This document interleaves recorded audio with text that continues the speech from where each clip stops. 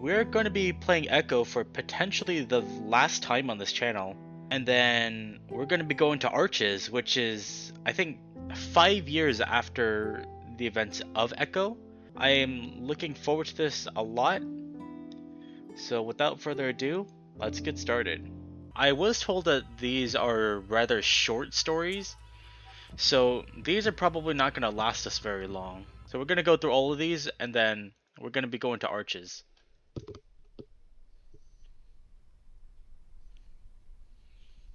January 2010.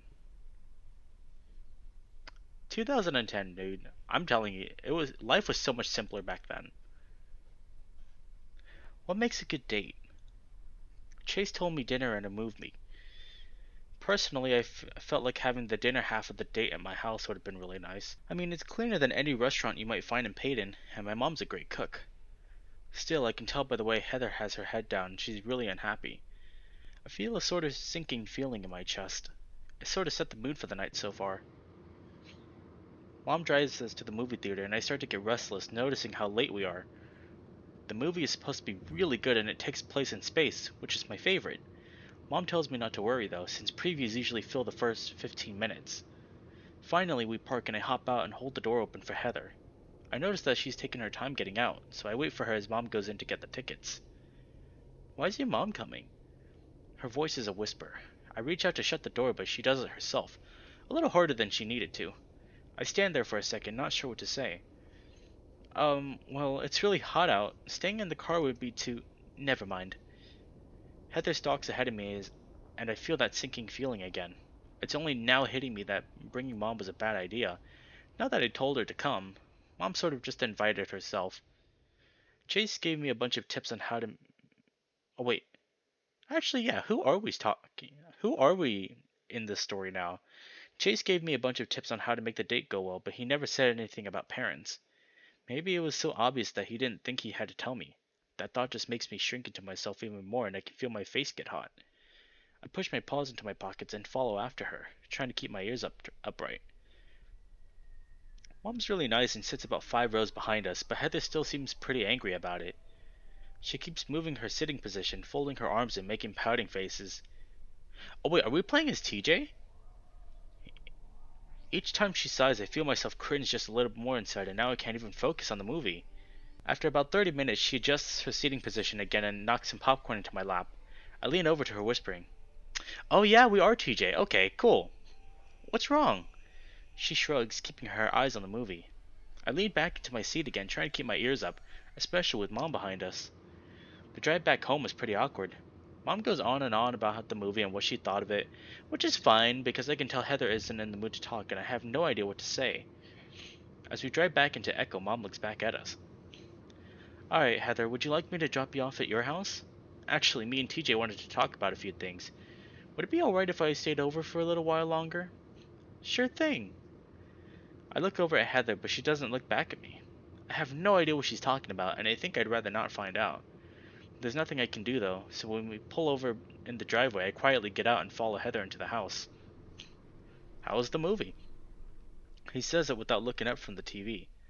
"Oh, it was great, Mr. Hess. Really cool." She's using that weird, sweet voice she puts on for my parents. Yeah, a lot of fun." I follow after her. "Good, good." He doesn't even try to sound interested as he keeps watching the hockey game. Heather's already sitting in my bed when I walk through the doorway. She's got her legs crossed, her paws are resting back behind her on the bed. I stand there awkwardly, trying to figure out what to do as she just sits there and doesn't say anything. Do you want to listen to some music?" I turn to my dresser, grabbing my small stack of CDs and shuffling through them. I skip over the Christian rock albums, feeling my ears burn a little at the thought of her seeing those. I end up picking out a Cherry Loom album my dad gave me a few years ago when he was trying to get me into classic rock. Heather still hasn't said anything, and I feel myself sweating a bit as I put the CD in and turn it down low. Finally, I turn around and I see that Heather that hasn't moved from her spot on the bed. She's just been watching me the whole time. I twitch an ear and scratch behind my head, laughing to cover up my nervousness. Uh, what's up?" She gestures with her hand towards the doorway. "Shut the door." Okay." I know my mom would probably get mad, but I do it anyway, trying to close it as softly as possible so my parents don't hear it. That's when I hear the bed squeak behind me. I turn around and Heather is right in front of me. Oh! I jump back and bump against the door. Heather giggles and moves closer, and I can feel her breath on my face. She reaches out and rests her paws on my waist and slides up. Oh my god, yep. Okay. I can already imagine where this is going. Oh, wow, okay, I have no idea what to say or what to do. Heather just giggles at me again, pressing her fingers through the fur to my skin, and I can feel her paw pads against me. I look down and see that she has my shirt pushed up above my belly button, and she's starting to rub at the white fur that's been exposed. No one's ever touched me like this before, and I know I'm supposed to like it, but I don't. It's almost like I've jumped into an ice cold water and now I can't breathe. I open my mouth and I'm about to ask her to hold on, but that's when she kisses me. That's awkward, and her bottom lip presses up against my teeth when she pushes me back, banging my head against the door. I can taste the butter from the popcorn still on her lips. She hops into my mouth excitedly. She pulls me. Oh, okay, is this going somewhere? Because I don't. Because I don't want to show anything on stream that I'm not supposed to show. TJ's ace. I think he is ace. Like, like he said. I think he said that he's straight in the story, and it insinuates that he is. But I think he is ace. Wait, Heather. My voice is quiet as she pushes me all the way down, so I'm flat against the bed. My legs are dangling off to the side. She's really excited, and it kind of scares me. Her eyes are wide, and her breathing coming in loud huffs. I grab at her wrists, and she pushes my shirt up again, but this time she does it all the way to my neck. She leans down, and I gasp as she presses her cold nose against my stomach. She's so confident about what she's doing. Has she done this before? She noses lower, then presses a paw against my crotch. Oh, okay, yep. Heather, let's stop.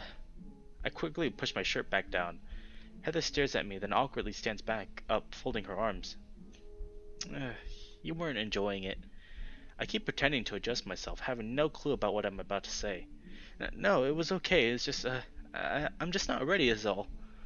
I know that sounds really cliche, but it's the truth. I finally lose the battle with my ears as they lift off to the sides of my head as Cherry Loom plays softly in the background. Alright, I should probably get going anyway. But she doesn't move. She stands there like she's waiting for something. I'm still too stunned to really know what to say. Do you need a ride home? That's the best I can manage. She sighs again before turning to the door. No, it's alright. It's only a few minutes away. See you Monday. Okay. I get up awkwardly to walk her to the door, but she's already gone. I sit there on the bed for a while, hearing the rumble of my dad's voice for a bit before I hear the front door open and close. Then I hear some footsteps up to the stairs and my mom sticks her head around the door frame. Everything okay? Why aren't you walking her home? She told me she wanted to walk alone. I feel my ears drop lower. Oh, alright. Mom's about to leave, but she pokes her head back around the door frame. Well, your father and I are watching TV. Why don't you come down and join us? That actually sounds nice, and my ears perk up a little. Sure, I'll be there in a minute. Okay. I watch the doorway for another minute, then sigh and lay back again. I cover my face with both paws, rubbing my forehead. I'm so bad at this stuff. Why did I even try? That's when my phone buzzes, and I take it out to see a text. Chase, how's the day? I stare at it for a second, then on a whim press the call button with my thumb. He picks up after the second ring. Hey, biatch, your date over already? Hey, Chase. Oh, what's up? I can hear him adjust the phone and his voice drops to lisp. I hear Leo's voice in the background, muffled. Hey, Leo's here. That TJ? I start to massage the bridge of my nose, closing my eyes against the room's light. Yeah, the date's over. It was okay, I guess? Are you asking me? How was it? I wait a while, listening to the white noise on the other end. I can hear some music in the background. I wonder if they're in Leo's car. Chase, how did you know you were gay? There's some silence on the other end before I hear a burst of laughter. I flatten my ears, feeling my face blush all over again. I don't say anything, though, and just wait for him to get it out of his system. What did he say?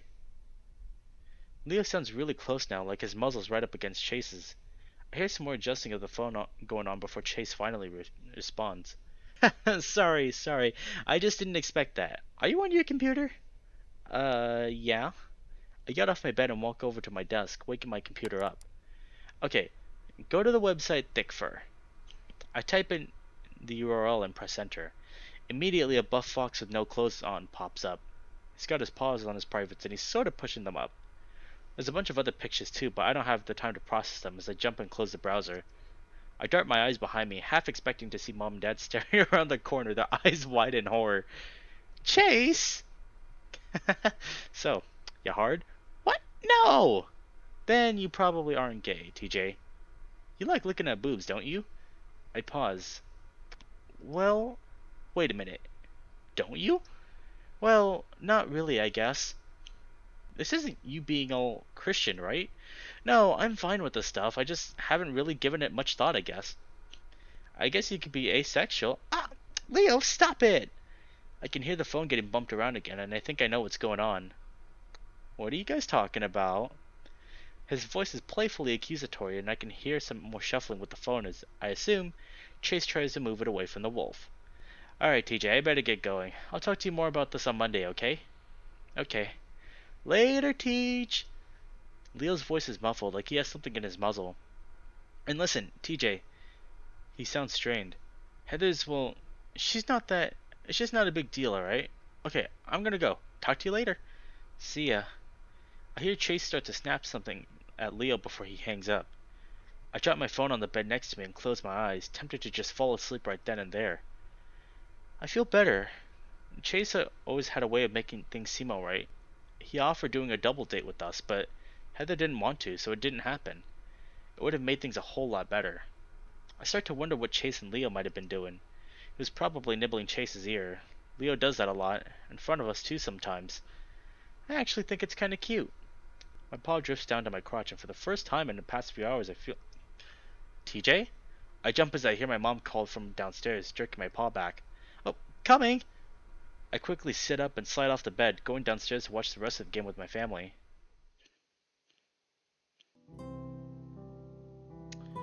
Ah, so he was conflicted. Okay. Okay, that's pretty interesting. Huh. Conflicted feelings. Isn't it great? Okay. Now we got Runaway. That's really interesting, though. Like, he's kind of questioning his sexuality then and there. Okay, so now this is May of 2010. Oh, this is Flynn, right? The sun has begun to set. If I want to avoid Dad and Jeremy, I'll have to leave soon. I take another look around my room just to make sure I haven't missed anything. With my bookshelf empty and all the clothes packed away, it feels a little bleak, gloomy. If not for the posters still hanging on the walls, you'd be forgiven for thinking no one had lived here at all. It reminds me of one of those TV shows where they explore abandoned haunted buildings. And while this place isn't particularly haunted, at least as far as I know, plenty of terrifying things have happened here. Part of the reason I want nothing more than to leave it all behind me. I zip up the duffel bag, not particularly easy with my paws trembling so much, and I take my phone out of my purse, reading Chase's messages again. He says he'll be waiting at the diner. When I ask if Leo will be coming along, he replies with an emoticon shaking his head. Figures. I hoist the duffel bag over my shoulder and waddle towards the door, snagging my necklace, the one Jeremy gave me off the nightstand along the way. I put my ear to the door and listen for any signs of my family before even thinking of opening it. Usually I can tell when they're home by the shouting and screaming of Dad and Jeremy's... Oh, wait, no, this is, we're playing as Jenna right now. Like, it literally took me a couple of minutes before I realized who we were playing as. Once I'm sure the coast was absolutely clear, I open the door and start walking. First out of my stuffy room, then out of the hallway, then out of the house. I lock the door and put the key under the doormat, looking over my shoulder at the house where I've spent the past 17 years of my life. It's just a house to me, not a home. Hell, school feels more like a home than this place does. I expected to feel regret setting in about now, but I can only grin like an idiot. Simply walking out that door feels like an achievement. I don't think I've ever felt this kind of rush before. I'm free. I'm not going to become another Janice, working a mindless soul-sucking job while assigned to everyone who hear not listen because people in Echo never listen about what could and should have been. I'm going to college on the other side of the state, far away from this dusty, dried-up shithole. I'm aware of the consequences of the potential problems that could await me, yet the pros far outweigh the cons. I run a finger over the gemstone in the necklace and feel a pang of guilt in my stomach. Jeremy will have to deal with mom and dad all on his own now. And while he certainly hasn't made my life any easier, he doesn't deserve that. Nobody does. If it had been for Clint, he might have turned out alright, but I've made up my mind. And so I head towards the diner, struggling to keep myself upright, a duffel bag in one paw, my purse in the other. And while people walking around with shifty looking bags at night isn't an uncommon sight in Echo, I stick to the shadows regardless. I try to resist the urge to look over my shoulder every 3 steps. Jeremy could be hiding in every shadow, or so my mind tells me. I feel like I'm a child again. I really shouldn't have packed this much. These bags are way too heavy. After nearly tripping over several rocks, I can finally breathe a sigh of relief when the familiar lights of the diner come into view. On the other side of the road stands a motel, a lone car parked in the parking lot. Even as a dot in the distance, I recognize it instantly. It's Chase's parents' car. I walk over as fast as I can on these heels. Hey, look at that! We get to see Chase again. Chase is leaning against his car. His face is illuminated by the light of his phone. Once he notices me walking towards him, he slides it into his pocket. With his paws still in his pockets, he walks to the edge of the parking lot. The motel's parking lot is quiet and dark, but not unpleasant. It's cooled down considerably. Not quite to the point where I'd be worried about catching a cold, but cool enough to not get a heat stroke after taking 10 steps. Let me handle this. He hunches over with a grunt as he lifts my duffel bag from my paws. Oh yeah, you're right, there is no face fur. Huh. Oh shit, Jazz, did you fill this thing with bricks? I giggle at the sight of him, folding my arms. Just the necessities, really. Clothes, a toothbrush, something to read. He grins. All your manga too? Most of it, just the issues that I haven't gotten around to reading yet. Maybe I should have filled it with bricks. It would have made for a nice prank. Once we get seated, my duffel bag in the trunk and my purse between my legs on the floor, I look out to my window, to the road I took to get here. I catch Chase's eye. Ready to go? He puts a paw on my shoulder. It's warm, and his paw pads are a little damp with sweat, but it's the most comforting thing I've felt all day. I melt into the touch, just a little. I nod. As ready as I'll ever be. I lean forward to turn on the radio.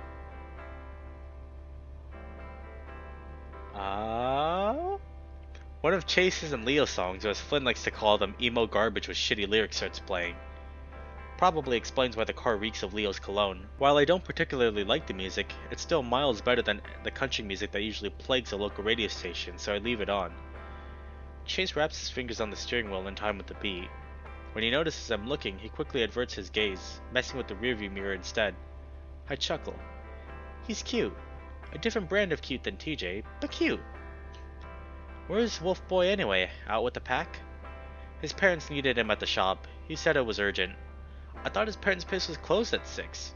He shrugs. They call him at the weirdest times. I've gotten used to it. Still, he glances at his anchor bracelet, eventually straightening it out so the tiny anchor rests on top of his wrist. It's a habit of his I've noticed ever since they went out to buy those things. You guys okay? He sighs. We've been better. I feel like we've got different ideas about our future, where we're gonna take this thing we have once we're done with school. I had a hunch. Well, less of a hunch, and more noticing they weren't eating each other's faces last time I saw them. Do you want to talk about it? It's no big deal. We'll work it out eventually. It sure sounds like a big deal to me. Have you mentioned it to him? He tilts his head back. It's not just something you can bring up out of the blue, Jazz. If it's bothering you, you should do something about it. It'll just get worse if you don't. I'll ask him about it when I see him. He says it with a tone of finality. The anchor drops on the top of his wrist again. We're on the road now, moving further and further away from the diner and the motel until they're just blobs in the distance. If there's one good thing about Echo, I suppose it's the spectacular sunsets. It reminds me of all the evenings I spent at TJ's house, sitting in the backyard with his family, just to watch the sun slowly sink. Sometimes his mother would pull out a photo album and tell me all about where they came from, what nature there was like. Chase looks at me from the corner of his eye. We can stop if you like, if you want to say goodbye. I'm fine. My response is a little snippier than I would have liked. I make the effort to soften my voice. You, you can keep driving, Chase. Alright, I'll have to stop for gas when we get to Payton, though. Promise my mom might fill up the tank. I don't mind. I reach into my purse to grab my wallet, but he raises his paw. Hey, I'll pay. Don't worry about it. Are you sure? I mean, you're going all the way out there for me. He smiles. Seriously, don't sweat it. It's hard to do, given the gravity of the situation, but it's a smile that I gladly return. Thanks, Chase. It's what friends are for, right? I take my phone out of my purse. Dad's calling. He probably got home and noticed I wasn't there. The fur on the back of my neck prickles as I look up at the screen. I'm tempted to pick up. The song playing on the radio has stopped registering. All I hear is buzzing. Finally, I shake my head and hit the ignore call button, thrusting my phone back into my purse and taking out a manga instead. I'm not just listening to anything he has to say anymore. What was that about? Dad called. You haven't even been gone that long. He stops wrapping his fingers on the steering wheel and eyes me nervously. It reminds me of TJ a little, the way his fur bristles whenever something catches the lynx off guard. You think he knows? I flip through my manga, taking out my bookmark. I don't know, and I don't really care. I start reading. In a town as dull as Echo, manga and anime have always filled the void pretty nicely. They've been an escape for me. A getaway to cultures and countries beyond this nothing town. Places where I don't have to deal with my family. Strangely enough, I never got into Western comics much. Carl got me into one of those collector's edition comics for my birthday once, but I sort of gave up on it when I hadn't finished it after a year. Mental note to get back to that one soon. The gas station between Echo and Payton is a perfect representation of the miserable state Echo is in.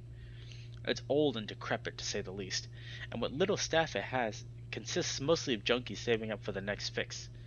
Usually they get it from the dealers that show up at night around here. If the gas wasn't the cheapest around, I doubt it'd see any customers at all. Most people already try to avoid it whenever they can. Ugh, this place gives me the creeps.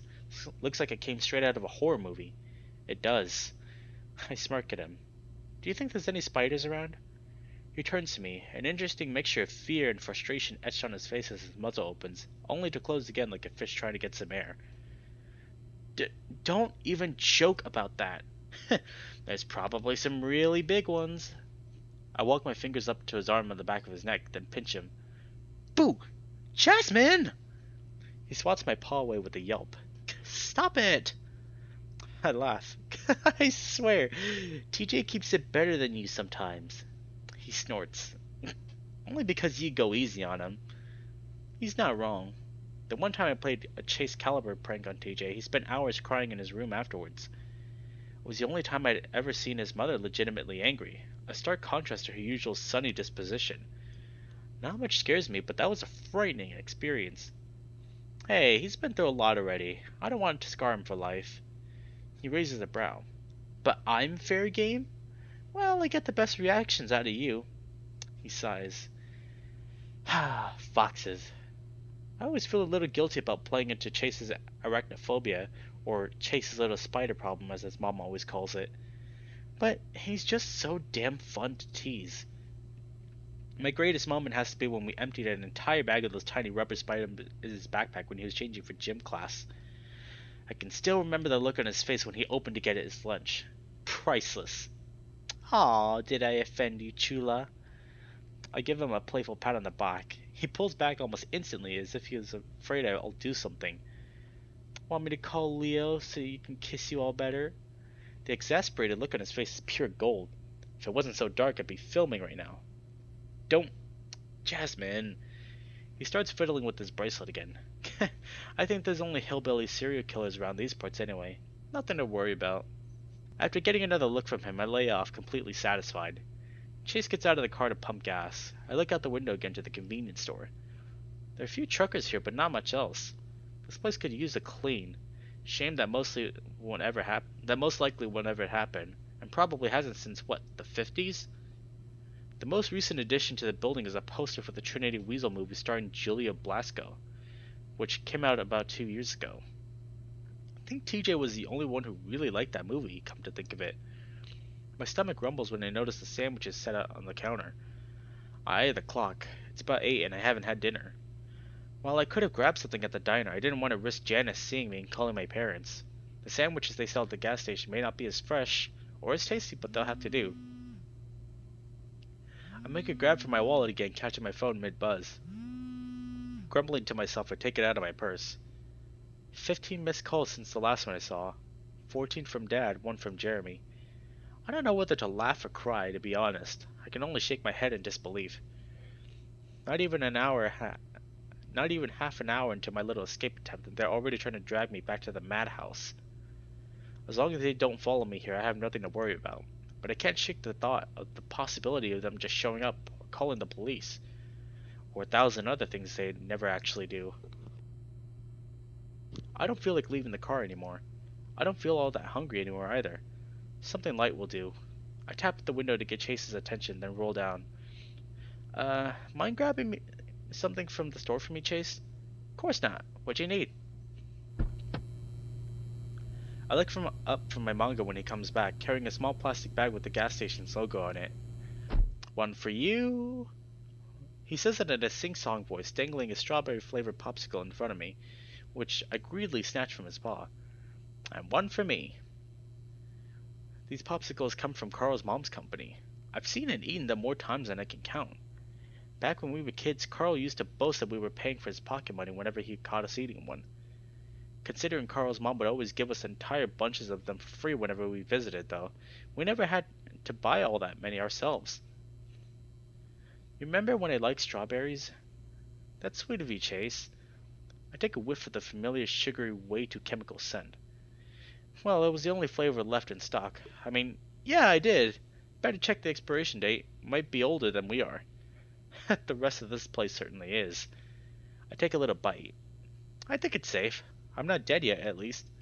He laughs, unwrapping his own before producing 2 cans of soda from the plastic bag and handing one to me. That's a relief. Eating popsicles and drinking soda in the parking lot of a rundown gas station. Sounds rather silly in my mind, but this is really happening. I take another bite. So, have you figured out what you're going to do once you're done with high school? He fiddles with his bracelet again. I don't know. Leo's dad said he might have a job for me, but I don't think I'd make a good mechanic. I got 2 left paws. I think I'd just destroy any car that came into the shop. Why don't you apply for college? You mean the one in Pueblo? He gives me a quick sidelong glance. That's really far away, isn't it? I don't know, Jazz. I just can't leave Leo behind. You've got your phone. Long-distance relationships are a thing, you know. I crumple up the popsicle wrapper, putting it down in the ashtray. They're actually all the rage these days. I've got this friend who has a boyfriend who lives on the other side of the planet. I turn and look at him. You know, I think you'd be a good fit for college, actually. You're smart, motivated. Really? I mean, I'm not all that good at anything, really. I don't even know what I'd go for. Maybe journalism or something. I mean, you were in charge of the school paper last year. You like filming and taking pictures, right? And having a degree is always good. What are you going to major in? He finishes his popsicle, tossing the stick in the plastic bag. I'm going for psychology. Oh, like the inner workings of the mind and stuff? He pantomimes while talking, yelping when he hits his elbow on the steering wheel. I giggle. I suppose, minus the bruised elbow. I want to find out what makes people do things the way they do. So what made you do the thing you're doing right now?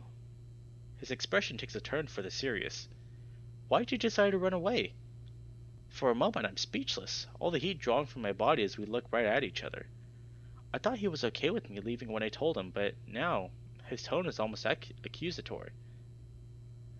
It reminds me of Leo. I shudder remembering the stink eye he'd given me when I told him I was leaving. A lot of things. I brush the fur out of my eye. And I'm sorry, Chase, but most of them are none of your business. I'm the one driving you to your new place. I think I deserve to know what's going on. He frowns. What did they do to you? Did they hurt you or something? None of your business. I grit my teeth. Can we just keep driving, Chase, please? Jasmine, please, I want to know. If you need someone to talk to, someone who can help me, Leo, my parents, will do whatever it takes. You don't have to do this. You can keep living in... Is that what this is all about? I gestured to the soda cans, the empty popsicle wrappers in the gas station. Are you just stalling so you can convince me to stay? Jasmine. He puts a paw on my shoulder. I know how you feel, but running away? Running away isn't. You don't know how I feel. I smack his paw away. You don't know the slightest thing about my situation, Chase. You don't know what it's like to live in poverty, what it can do to people. And you don't know what it feels when, no matter how hard you try to crawl out of that hole, your family will keep piling on even more dirt. I take a deep breath, realizing I'm clenching my fists. I want to live for myself, Chase. I want to go to college. I want to have a future. I can't do that in Echo. It's not the place for me, and it never was. It's not the place for any of us. He shrugs. But it's home, you know? It's home for you. It's hell for me. I put my seatbelt back on. Adam's dead. Jeremy's huffing whatever the fuck he can get his paws on. And my parents? I cut myself off. I feel nauseous just talking about them. My parents just keep blaming other people for their own ineptitude. Carl, his great-great-grand, whatever, you, Leo, everyone's fair game. I'm sick of it. Chase gently puts his paw on mine. This time I don't push him away. I feel drained, exhausted. I'd cry on his shoulder, but I don't feel I have the energy to do that. What'd they say about Carl? I mean, Leo and I aren't exactly Echo's darlings, but Carl, he's harmless. Apparently his family's the reason we're so poor, never mind the fact that my dad can't hold a job. Hell, he can't hold anything to save for a beer bottle. Shit, I didn't even know you families had a history together. We go way back. It's complicated. The story I'd always been told was that one of Carl's ancestors had his business partner. One of my ancestors lynched for sodomy to cover up his own crimes. My parents always conveniently left out the part where they were gay lovers, of course, but a trip to the library cleared that one up for me. Not that they cared. My breath slows. I've stopped clenching my teeth. I'm not trembling anymore, at least, which makes drinking my soda a lot easier. Finally, Chase smiles at me. Sorry about that. I wanted to look out for you, you know? Everyone's been really worried. I know, and I'm sorry too. I shouldn't have lashed out like that. Did you tell your parents that you're helping me? I told them I'd be taking Carl and TJ out to see the new Lions Brigade. He puts the keys back in the ignition. My mom's been asking about you, though. Um, that warms my heart a little. Chase's mother is one of the nicest people I know. What'd she say? Just wanted to know how you're doing, if you're eating okay, that kind of stuff. She wants you to come over for dinner sometime. He laughs. Maybe she's still hoping I'll go straight someday, huh? He backs his sub out of the parking lot. When I look behind me, I see a group of employees crowding around a rather shady-looking wolf. I guess we're leaving just in time. Do your parents not like it that you're with Leo? My dad adores him. I think my mom still wants the grandkids eventually, but she's been pretty supportive. She just wanted me to be safe. I chuckle. Grandkids? I can't really picture you as a dad. Gee, thanks. He rolls his eyes dramatically. You're as sharp as a box cutter sometimes, you know that? I give Snout a playful little poke with my finger. Just saying what's on my mind, otter boy. Don't take it too personally. There's a moment of silence before he speaks up again. Hey, not to change the subject, but won't your family be able to find you over there? They won't. I've thought of something. What is it? I'm gonna get my name changed when I can once I'm 18. It won't make it impossible to find me, but hopefully it'll keep them off my tail until I can move to Pueblo. As long as I can remember, even before I started thinking about running away, I've wanted to change my name. Jasmine's a name, but yeah, it's never felt like a name that was really my own. It's the one my parents picked for me. I've always felt like it was one of those names you usually associate with trash living in a small rural village, a citizen of Echo. It's not a name you can really expect or want to see on the front page of a magazine or research paper. That explains the name change. That's it. That's pretty interesting. Really? Huh. Yeah, I want something a little more. I bite my lip. A little more me, I guess. What kind of name are you thinking of? In the past, I considered the names of actresses and singers from CEOs to scientists. Now, though, I just blurt out the first thing that comes to mind. How about Jenna? It seems like a good enough name. Jenna? He chuckles. Thought you'd go for something more ostentatious. Well, I don't know. I don't want to draw too much attention to myself, and to be fair, anything's better than Jasmine. Definitely. It's just gonna take some getting used to. He stares off into the distance at the empty stretch of barren land next to the road. Jenna. Doesn't sound half bad, right? Hey, it's your name. What's that supposed to mean? Whoa. Shoot me a message once you've unpacked, okay? Chase lifts the duffel bag out of the trunk with a grunt. I wobble my feet once I grab it, rescued by Chase giving me a hug. I struggle to reciprocate until I drop the bags. It's a little uncomfortable with both of our shirts stuck to our fur and still being warm out, but it's not unwelcome. I nod. Drive safe. Really? He chuckles, pulling back. Seriously? Do you see a dent in this car? Sure, that's what you said about your bike too, right before you fell flat on your... That was 5 years ago. 5 years! We laughed together. It's gonna be different without you around. I'll still be around, you dip, just in a different town. I chuckle. Maybe we could go do something together sometime. We could go bowling. Sounds like fun. I like that, but only if you promise to not cheat again. Hey, I beat you fair and square last time. Of course you did, Jen. Fine. I fold my arms. I'll go easy on you. He steps back towards the car. After a short pause, he turns around to wave. I walk up to him once again. Oh, wait. I take Pueblo's university brochure out of my purse. For you. He looks at it for a second, dumbfounded. Summoning some of my courage and a little stupidity, I lean in and give him a peck on the cheek for good measure. If Leo were here, he'd toss me through a wall.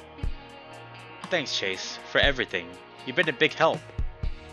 He just stands there, his jaw agape, glancing down at the brochure before looking up at me again. I guess I'll see you around? Bye, Otter Boy. Wow, look at that! Yeah, she did encourage him to go to college.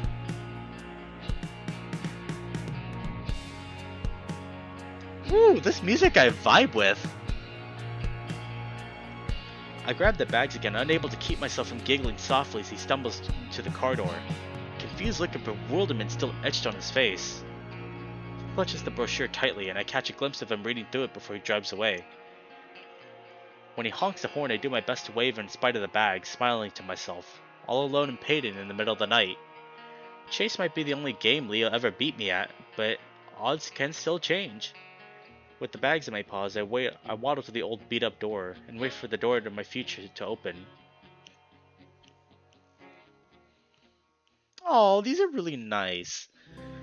Like, I love, like, this is like a stark contrast to the absolute horrifying things that happened in Echo, but at the same time, this also gives us a really nice backstory to every single one of the characters here. And that's something I like. November of 2010. Ooh. Ooh. These side stories are freaking vibey, okay. I look down at the cup in my hand again, trying to not make eye contact with anyone around me. Part of me wished I would stay at home tonight, but Sarah asked me to come, and I feel bad turning her down. She looked so excited when she mentioned how much effort she and the rest of her Bible crew put into this party. Oh, are we playing as TJ again? She said that after a recent string of storms, the school wanted people to know that there was a severe weather shelter in the basement of the church. At first, yeah, this is TJ. At first I thought this was going to be a bland-looking concrete basement, but as it turns out, Payton's old school gym is beneath the church.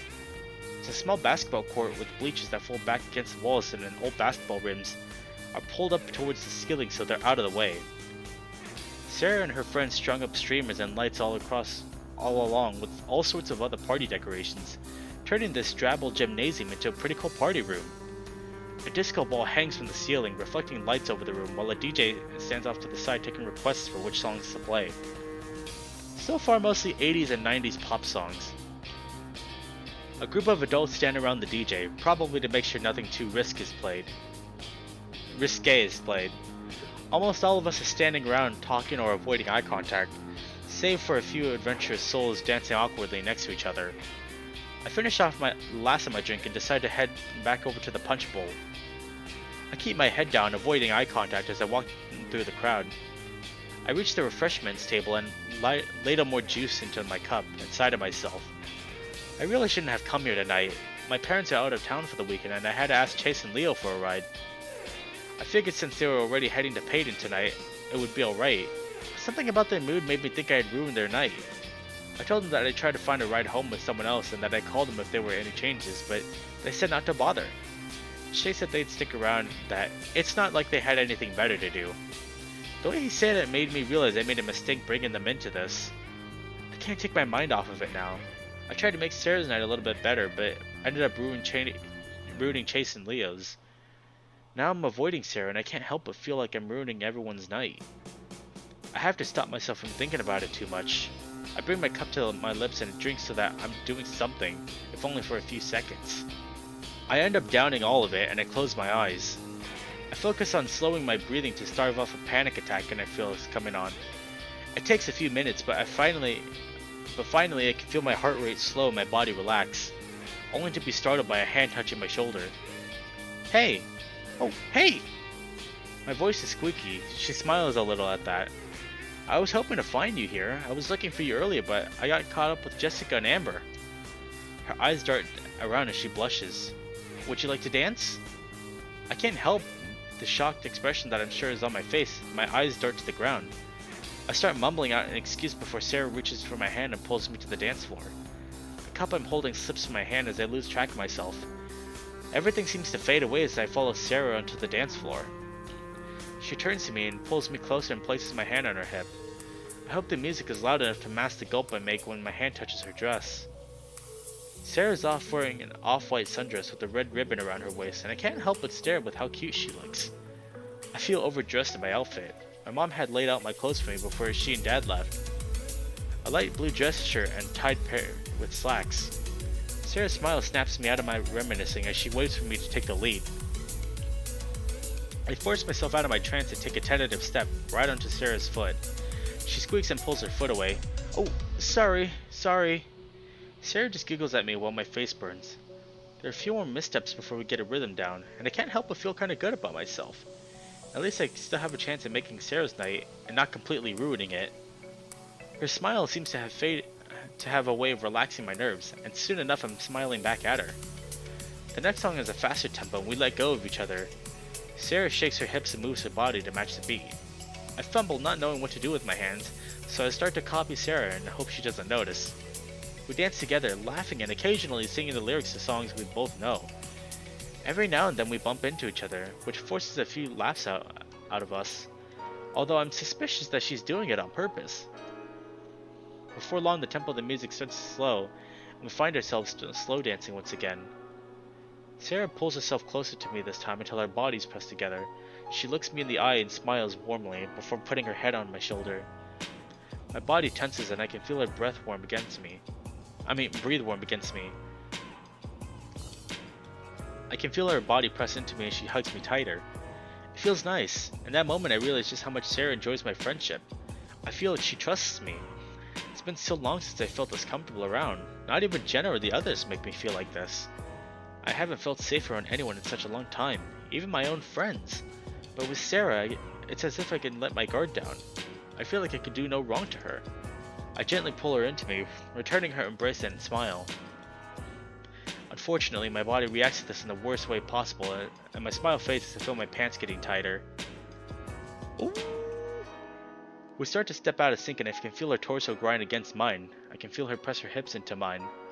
I tense and try to pull my hips away, but that only succeeds in making matters worse as the angle changes and I can feel myself bumping into her. Sarah's hands travel down my back, coming to a rest just above my tail. My entire body is tense and I can feel myself starting to panic before the song fades out for another with a faster tempo. Sarah pulls her head from my shoulder. I love this song! She pulls me away and I feel a wave of relief wash over me, hoping she didn't notice or isn't angry about what happened. She starts to bounce and hop to the beat, and I follow her lead, but she turns around and pushes her back into me. She gives me a wink over the shoulder as she dances. Her body grinds against mine. She sways her body while I try to focus on dancing, but I can't keep up. I try to move along with her, but I keep moving the wrong way. I can feel... Panicking, I take a step back and she follows me. The song seems to go on forever. The music finally changes and I can't focus on anything other than what's going on in my pants. Sarah looks at me and before I can react, kisses me on the cheek. Hey, thanks for dancing with me, TJ. Even in the dim lighting, I can see her blushing face.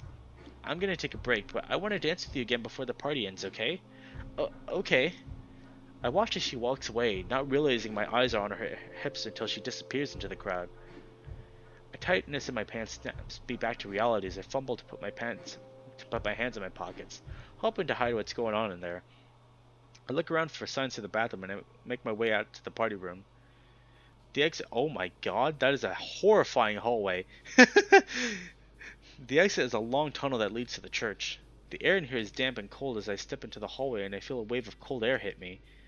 I realize how warm I am. I'm practically panting. I groan as I realize I probably look like an idiot dancing with Sarah. My feet make almost no sound thanks to my natural padding. Actually, I tend to sneak up on people a lot. It's kind of funny when I manage to startle Jenna, although she's made a point of evening the score. The restroom is one person at a time kind, and I lock the door behind me. As I'm going, I remember that Chase and Leo are somewhere around here. Maybe I should go and chat with them. I finish up and make my way down the long empty hallway.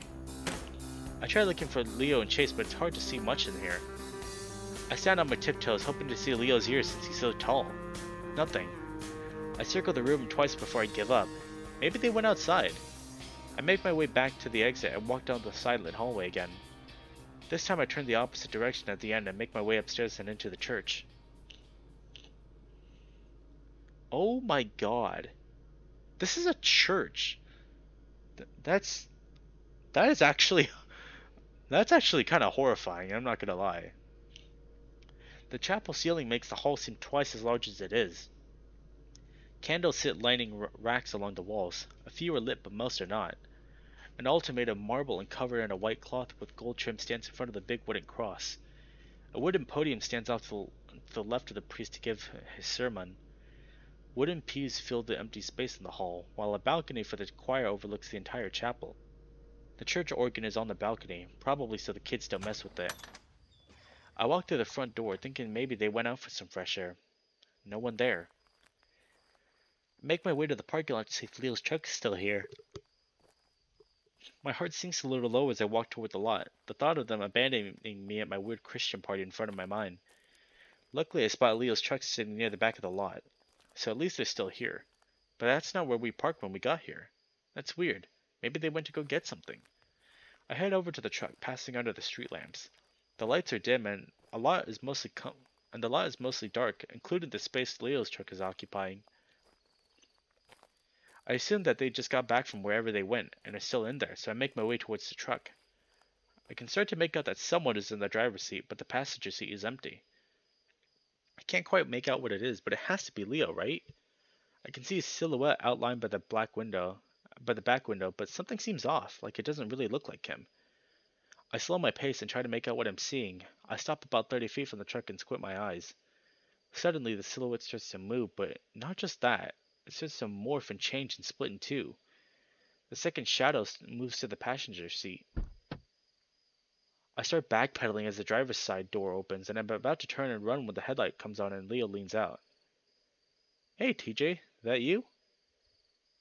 Oh, that's freaky. I wonder if that's like also hinting towards like the shadow chase that we saw. Interesting. He is too innocent for this world. Can't you wait to do that later? Haha. Oh wait, no. Okay. Okay. Now I understand what they were doing. If I'm After reading that, I think I know what they were doing now. I stop and relax, internally chest I don't know how to say that word. Chastising myself for being so skittish. Yeah, I was looking for you in Chase. Where'd you go? I walk more confidently towards Leo as I reach the car, and Leo closes the door and rolls down the window. Leo looks to his right. Chase is sitting in the passenger seat. He looks a little embarrassed and also a little annoyed. He has a jacket over his lap and his bare legs are sticking out from beneath it. Leo clears his throat. We just went for a. Chase seems to snicker at that. Oh, okay. I'm still not sure what they're talking about, but I have my suspicions. I look at Chase. So, are you going to the party? Leo looks up at Chase, who sighs heavily, like he's about to put on a giant weight. I don't know about that, TJ. It's kinda awkward. Not really into the whole Kool-Aid thing. That last part comes out all mumbly and quiet. I flatten my ears to my head and ball my fists. Quit acting like this is some cult, Chase. My eyes go wide when I realize that I said that out loud. Chase rolls his eyes and makes a tick sound with his mouth. I know, TJ, I was just joking. I clench my fists harder. No, you're not. You always mumble stuff like that when all I'm trying to do is include you guys. Chase glares at me before responding.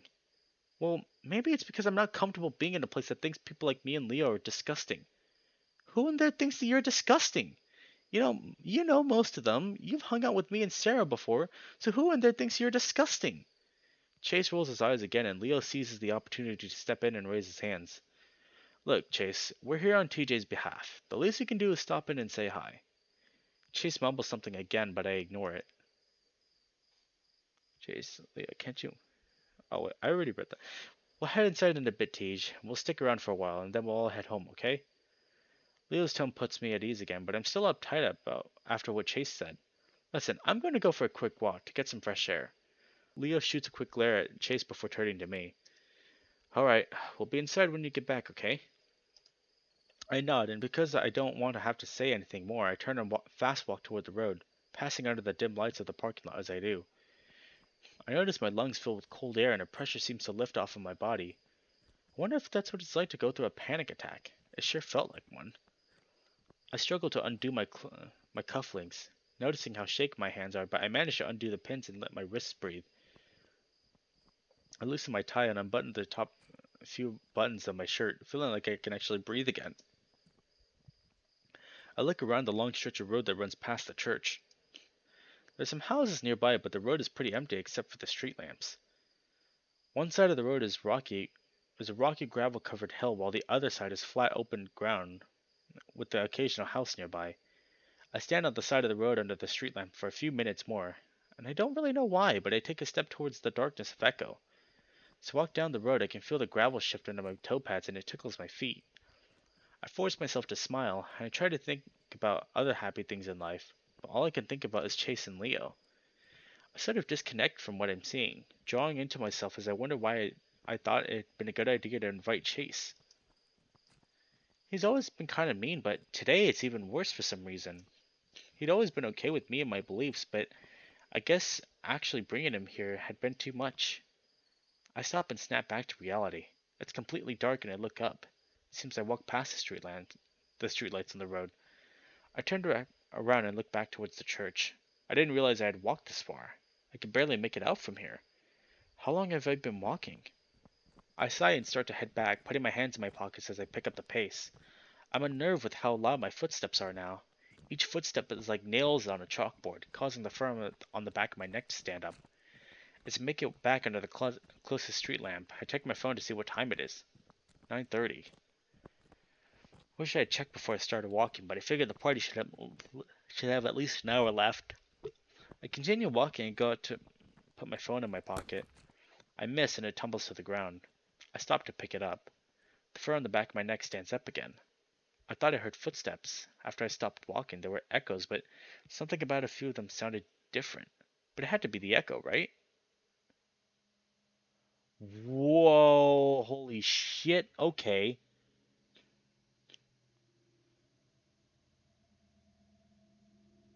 I actually did not expect to see another like CG piece right here. That is completely unexpected. Like, granted, like, yes, this is like new content that they added later on, but I did not expect to see that. Holy crap. I stand up and look behind me, but I don't see anything. I squint my eyes looking into the blackness, but I can't make anything out. I listen for anything and I think I can hear breathing. But when I try to focus on it, a steady high pitched ringing starts to build. Okay, hold on. I want to take a moment to look at this because holy crap. That's like the first like really detailed like bust of TJ that we've seen throughout this entire story.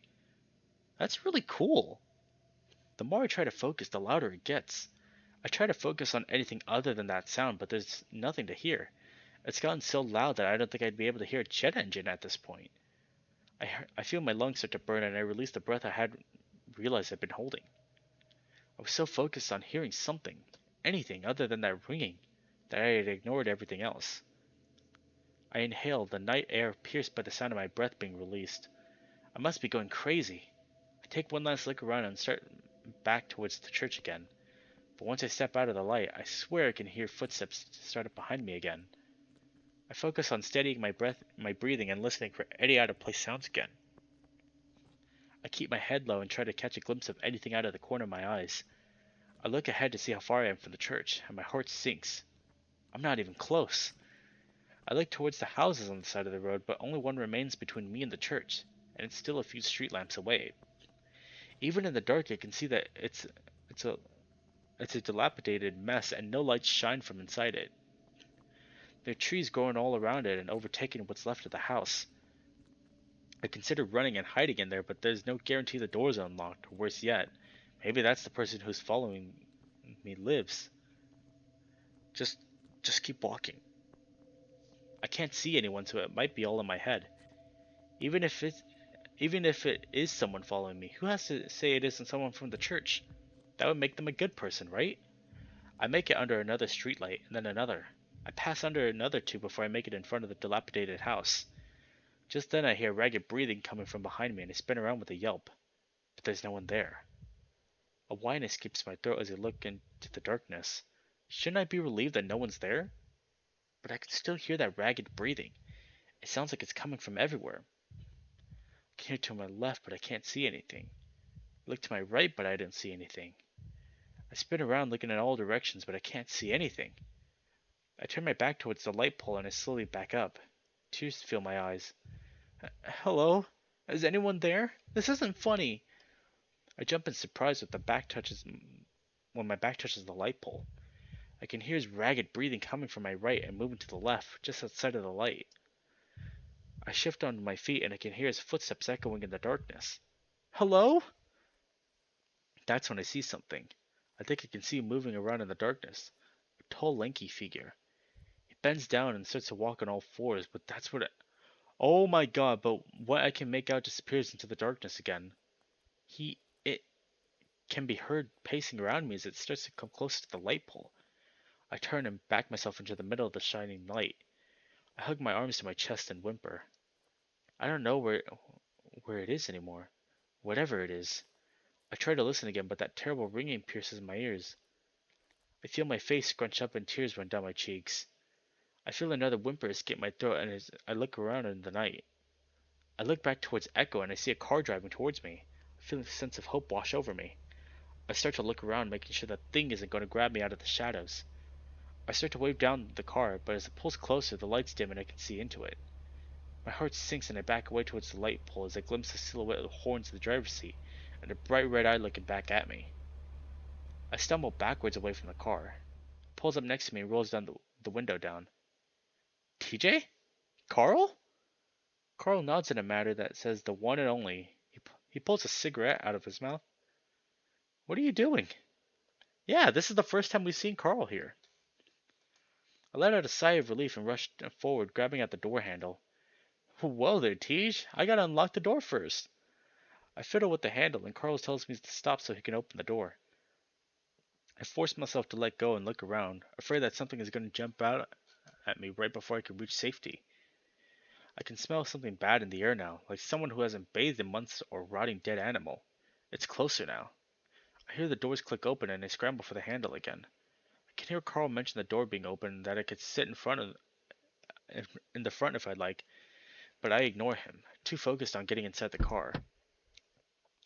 Yanking on the door, I step back to make room for it to swing outward. In that moment, I feel a presence and my hair raises on my neck. I rush to get in the back seat, and as I look down for the step, I swear I can see a shadowy hand reaching from under the car. I quickly jump into the back seat and slam the door shut. Carl looks back at me with a smile. What are you doing out here, Tej? You feeling alright? Without looking at him, I mumble something about needing a walk. I'm still too busy checking to make sure nothing is waiting outside the car watching us, or trying to get in. I feel it shifting in my seat and the car starts to move. I take in a step inward. I take in a deep inward breath and let out a sigh of relief. I turn around and look back over my shoulder where I was trapped a few moments ago.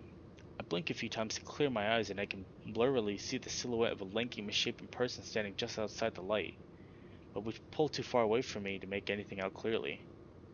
I wonder if that's the monster, like the whole monster that he's seeing. I turn back around and I lean my head against that into the headrest where I close my eyes, feeling them well up with tears. I jump when Carl starts talking again. So, Tej, what the heck were you doing out here anyway? Did something happen? I needed to clear my mind, so I went for a walk. All the way out here? I was at the church. I point out to the window to the side of the car as it would be on, but we're already past it into Payton. No, that monster is not our friend. that monster is a big no-no. Like, yes, it saved us, but no thanks. I think about telling him what just happened, but I can't figure out how to explain it right now. Carl keeps asking me questions all the while, and I tell him about my evening. The party, Sarah, Chase, and Leo. I leave out everything that's happened after I left the church, for reasons I can't explain. I decide to focus on the part with Chase getting on my nerves, and then he just laughs it off, saying, "That's how Chase and Leo are." He asks if he should drop me off back at the church, and I tell him no, almost too quickly. I don't want to go back there, but I don't want to be alone. So instead I ask him if I could just go over to his place for a bit. He replies with an ecstatic, "Of course!" and I message Leo and Chase to let them know. He mentions that he was going to Payton to buy a new game that just came out. He laughs, saying that he hopes I don't mind if we have to wait for a bit for it. I mumble that's fine as long as the place we're going is well lit. Remember the end of Flynn Route? That is I think so, yeah. Because I think the whole monster, like that is Flynn, yes. That's gotta be.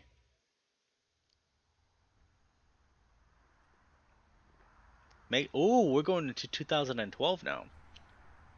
By the way, 2012, without a doubt, best era of music ever. I pull up to the old fast food joint in my shitty old truck, the fan blasting the hot desert air. I looked around the Sunbank parking lot, but I don't see Chase's car yet. Taking out my phone, I check the time and scan through my messages. He told me he got out for lunch 15 minutes ago, but it's 20 minutes later now. There's a little pang of worry, mostly because I know how shitty a driver Chase is, but he's usually late, so I quashed that. This is definitely, Flynn. I give McPitts a quick check. Driving around with a broken AC is fucking torture in this weather, but the antiperspirant seems to be holding up alright. After giving them a quick sniff, I recline and put my paws behind my head to air out and maybe catch a quick nap. Sure, it's a pain in the ass having to come down here when I'm this tired. Dad's working me to the goddamn bone, and the restaurant is open and is on the opposite side of Payton. But seeing Chase makes it worth it. It isn't often that we get to have lunch together. The lunch hour being as short as it is only gives us about 20 minutes to really talk. I'm starting to doze off when I hear a knock on my window. I give a little start and open my eyes, squinting against the desert sun reflecting off a car bumper in front of me. Looking to my left, Chase's adorable otter face greets me through the window, grinning. All of the bad mood I had earlier evaporates away, as if it were water under this fucking sun, and Chase steps back as soon as I open the door. Oh no, we're playing as Leo! Okay, so the language like, the way how this story was being written right now, it felt like that we were playing as Flynn, but no, this is Leo right now. Hey babe. I step out and pull him into a hug. Hey! He says it against my chest, rubbing his nose with it like he always does while I run my paws around his back. Ah, man, that swim team is really slimming you down. I pinch his sides appreciatively. He wiggles under my fingers and returns the favor to my own waist. And you're getting squishy. Hey! I pretend to be offended, giving him a mock growl, letting it vibrate from my chest into his nose. Wouldn't be that way if you didn't keep picking fat factories like this. No more football doesn't help either. I like it. I'm actually really proud of him right now. He used to be so worried about people seeing us like this, but now he's hugging me like no one's around. I decide to go a bit further and give him a quick lick at one of those stubby cute ears, and he gives me a little shiver and laughs. Stop! Let's go inside. It's too hot out here. These two are so fucking cute together, I swear to God. Leo and Chase is like S plus tier. As he turns away from me, he lets his thick tail push it against my crotch, shoving my junk up against my body. It actually hurts more than it feels good. He really doesn't get how strong that thing is, but it gets me going anyway. After we in our orders and get our drinks, we both stare down at a greasy table, Chase wiping an old fry off of his booth. You know, I would go to a different restaurant if we had time and I had money. It's fine, as long as we're not doing it every day. Self voicing disabled. Whoops, sorry about that. I accidentally pressed V.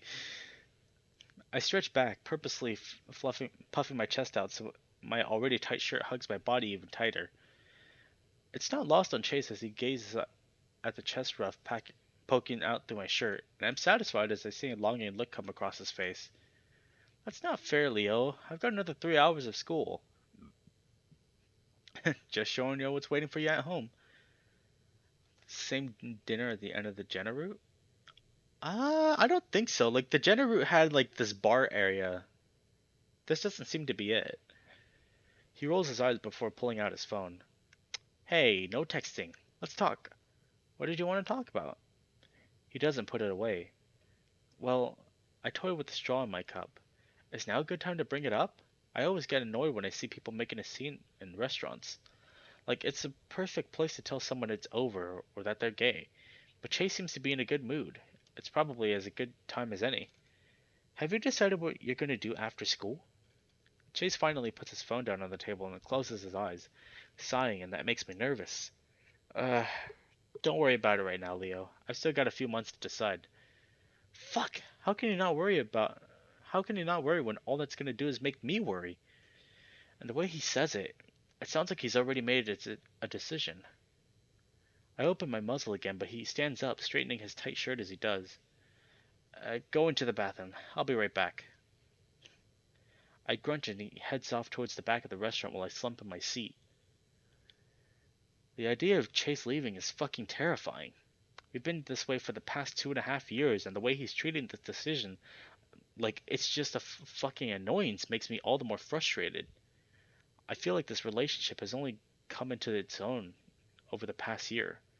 Mostly because Chase turned 18 and we don't have to worry about the stupid shit anymore. His phone buzzes a few times and I look at it out of habit. Then it really starts buzzing and I realize someone's calling him. Incoming call, Jared. Oh, that's his roommate. That's who Chase dormed with. A face I don't recognize pops up on the screen. It's a wolf of some kind, a gray wolf, I think, and he's ridiculously handsome. Model handsome, actually. Oh, this is where he gets jealous. This is probably the reason why he's jealous all the time in the main story. I furrow my brows, then look back behind me in the bathroom, but Chase isn't there. Fuck it. I could just say I was picking it up for him anyway. I grab the phone and stab the green pickup symbol before holding it to my ear. Since Chase has the stubby muzzle thing going for him, his phone doesn't pull out like mine, so I have to try and direct my voice out of the side of my mouth. Who's this? I curse silently as if I realized that if I wanted the guy to talk, uh, that probably wasn't the best way to do it, and sure enough, I hear a click as he hangs up. I feel my heart beating fast as I pull the phone down from my ear. I stare at the screen for a while and barely realize it's going black. There's no way he'd do this, would he? I slide my finger around the blank screen for a while, then turn it back on as I navigate to the text. Sure enough, there's a thread under the name Jared with over 1,000 texts. My throat's dry as I tap on it and look at the most. See, okay, so we weren't wrong for us also checking out Leo's messages too. when we were playing his route, because he does the exact same thing here. Hey boy, where you at? I miss you. Calling now. Hey! I whip my head around and see Chase staring down at me, an exasperated grin on his muzzle. I almost lower my ears in shame at being caught, but I catch myself before I do. He's the one who has some explaining to do. Who the fuck is this? I shoved the phone down in his face, realizing that I've lost my chance at approaching this delicately. I also notice a few heads turning our way, and that I've suddenly become the guy I didn't want to be. Chase takes his phone away and quickly sits down, his eyes wide as he makes a shushing shape with his mouth. That only pisses me off even more, but at the same time I feel something really sharp and painful in my chest. Oh, is this really happening? So, you are leaving? Running off to fuck some other wolf? Now people are really staring at Chase winces as he ducks his head lower to the table. It's a joke, Leo. Calm down. A joke? I don't understand what that means exactly, but I'm starting to. I don't see anything, so Chase keeps going. Jenna, we were just trying. This is what they were also talking about. The joke. Jenna, we were just trying to have some fun. I was starting to realize this probably wasn't the best time, but Jenna, that explains it, but the anger and betrayal I'm feeling doesn't go away like it should. Now I'm livid. So you're playing this stupid game of keeping me guessing whether or not you're gonna ditch me next year, and then you pull this shit? I raise my voice for the last part, and there's a noticeable lull in the conversations all around us. A few people glance at us then look away, but I can tell all the ears are pointed at our direction. Outside, Leo. He says it like he's talking to a toddler, and stands up and goes straight for the door. Again, I'm pissed off even more, the way he's treating me like a little kid. I deserve it, I know, but I can't help it. I follow him out into the hot air again, trying to ignore the heads turning as I walk by. The hell is wrong with you? He whirls on me. I'm shocked as he looks almost as angry as I am. Me? You know, I told Jenna there was no way in hell you'd fall for this since you already know how I felt about you. I'm the one that should be fucking offended that you think that. That's not fair. You wanted a reaction from me and you got one. Happy? I fold my arms and glare at him. Chase folds his arms too and slumps against the wall looking away from me. He's sad, and that fucking hurts. I was looking forward to this all day and he probably was too. It's almost enough to make me take everything back. Almost. Then Jenna shows up, her light blonde fur almost making her hard to look as she lights up under the sun. She comes running over from the parking lot to hop up into the sidewalk standing next to Chase. I should know how strange it was that Chase would park so far away from me. She'd been sitting in there this whole time, probably watching us through the windows. What's wrong, Leo? The glee in her voice brings it all back and I realize who I'm really mad at. She probably pushed him into this whole thing. This was your idea? I reach out and grab the phone from Chase's paw and hold it out to her. She's still grinning, though the initial happiness morphs into a more condescending look that makes me grit my teeth. It's a prank, Leo. Making me think I just lost my order is a prank?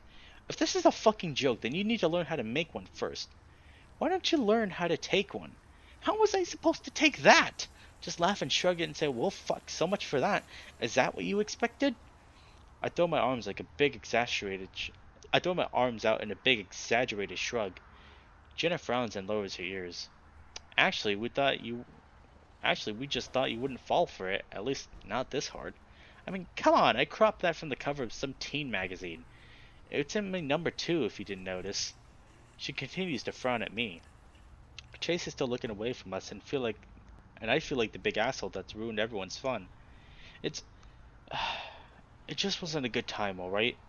No? No. Why the fuck is she doing this right now? I just wanted to talk to Chase alone.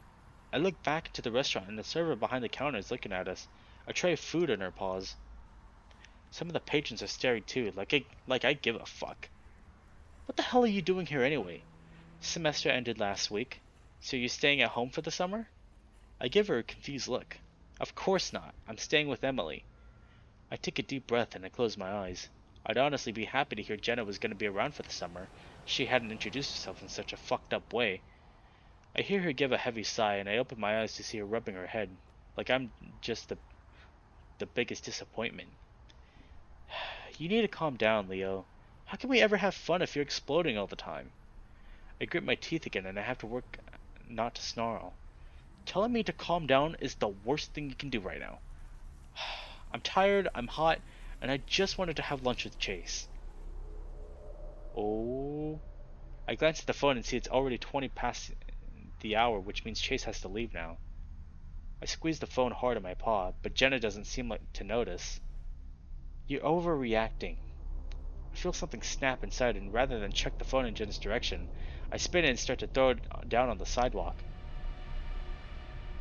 Oh shit, dude. I realize at the last second it's Chase's phone that I'm throwing, and I try to grab it back up at the same time I throw it. I only succeed in clipping a corner, which sends it into a flip before it hits the concrete. The crunch sound, along with the sparkling spray of glass, tells us that I just smashed the phone to hell. I wince and flatten my ears. I stare at the little black square for a while, feeling both of their eyes back in my head. Que mierda fue eso? I curse myself, though I said it enough times before I knew that Chase recognizes the phrase.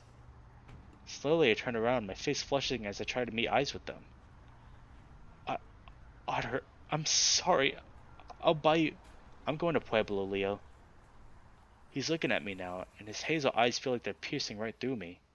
Yeah, so this is exactly what we saw in Jenna's route. I stare at him for a second, as if I didn't understand, but I feel my stomach sink as they speak. What? He's sucking in his cheeks to stop himself from frowning, the way he does when he's trying not to cry. Jenna's silent, looking away, but my gut tells me she already knows this, and that starts to bring back some of the anger. What the hell are you talking about? I said I'm going to Pueblo in August. I got accepted in January. I don't know what to say. I feel like I've been punched in the stomach and I can't get my air back to make words.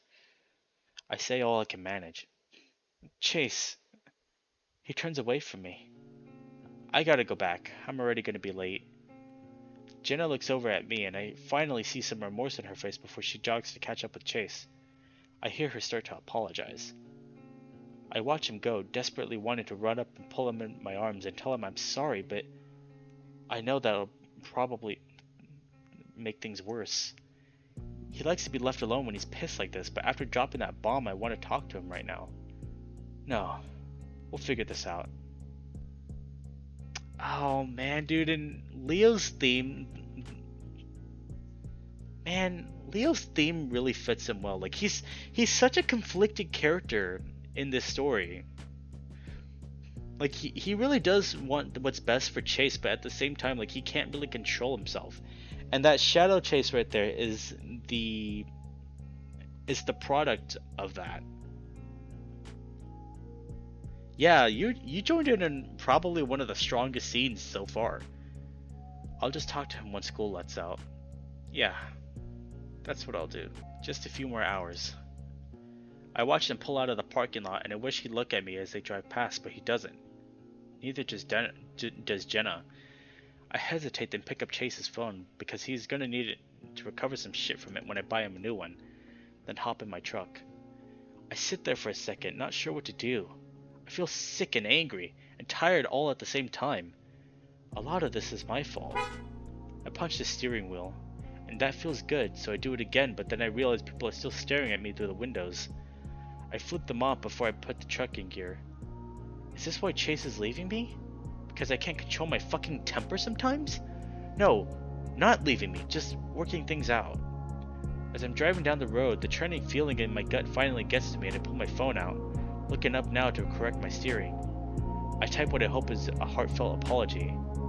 In the middle of it, I remember that his phone is sitting in my cup holder, fucking broken. I finally let out the snarl I've been holding back and throw my phone into the passenger seat, accidentally swerving and setting off a few honks. I grip the steering wheel with both paws, blinking furiously as the road starts to blur. No, I'm not gonna cry. This will work out fine, we just need to talk like we always do. And even if he does leave, we'll work something out. I'm not gonna fuck this up. I'm not gonna lose my temper ever again. I'm not gonna lose him. I swear, dude, Leo is like one of the most tragic characters in this entire story. Like, apart from Flynn, like, Leo is definitely like one of those characters that, like, I don't know. A little too close. Yeah, this is one of the reasons why I love the Echo Project and their stuff, because the Echo Project, well, this game in particular, Echo, there are so many lines in this game that you can relate to, and it's just crazy. So now we've got a party. Carl, do you know where the keys are? I dig through my pockets again, but my fingers only raked the grocery shopping list I made and some chump change from the soda I bought earlier. Oh, that makes sense. That's right. And he says the same words too. We'll work something out. That makes so much sense now. Holy crap. A brief hope, a glimmer of salvation bubbles to the surface when I feel something metal and pointy. When I bring it out though, it's just an old keychain I won at the fair and never bothered to take it out. It's even still got a sticker on it. Didn't you leave them on your desk? His voice is barely audible over what I can only imagine are 10-year-olds he's playing shooter with. I thought I saw them on your desk. I already checked. They're not. I open the closet drawer. It's filled to the brim with old comics, but still no keys. Maybe they got thrown in the trash by accident. Why would... I rub the bridge of my snout. I'm in no rush to get out today because the party won't start for another hour and a half at least. But I won't get anywhere without the car keys. Our dorm isn't the largest, but right now it still feels like I'm trying to find a needle in a haystack. A haystack that's usually very well organized. As per usual, I blame Carl. What do you... I hear the sound of a rocket launcher going off. Carl follows up with a stream of swear words, the likes of which I haven't heard since we were 12 and hanging out with Flynn after after school. What do you need it for anyway? I got the groceries this morning. Weed. You got weed this morning, Carl. I could smell it from here. I hear an awkward chuckle. You know how it is. Healthy greens. Anyway, where are you going? I scour another drawer. This one's full of greeting cards. Old ones, by the looks of it, congratulating Carl and me for getting into college. I flip each one over before shutting it again. I'm heading to Vincent's place, remember? I thought I told you. I lift one of those vases Carl's mom gave to me when we left town. You're actually going? I thought you said you were going to study tonight. Nah, I got invited, and a couple of my friends will be there, so I'm going. I spot the keys and let out a sound which, once it's out of my mouth, I realize it resembles a deflating balloon. They're right here, Carl! Jesus! They're sitting on the shelf right next to the TV. I pick them up. I almost feel like doing a little victory dance at this point. I've been looking for these damn things for a solid hour already. Carl's still as stone-faced as ever. I don't know if he had weed or if he's just in a bad mood. Maybe both.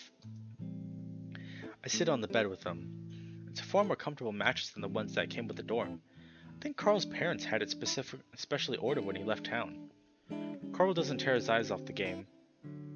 Dude, get off my back. I didn't mean to... Shit. The round's over. The cacophony of voices that have served as the backdrop for our composition abruptly dies out, replaced by the most generic orchestral music I've ever heard.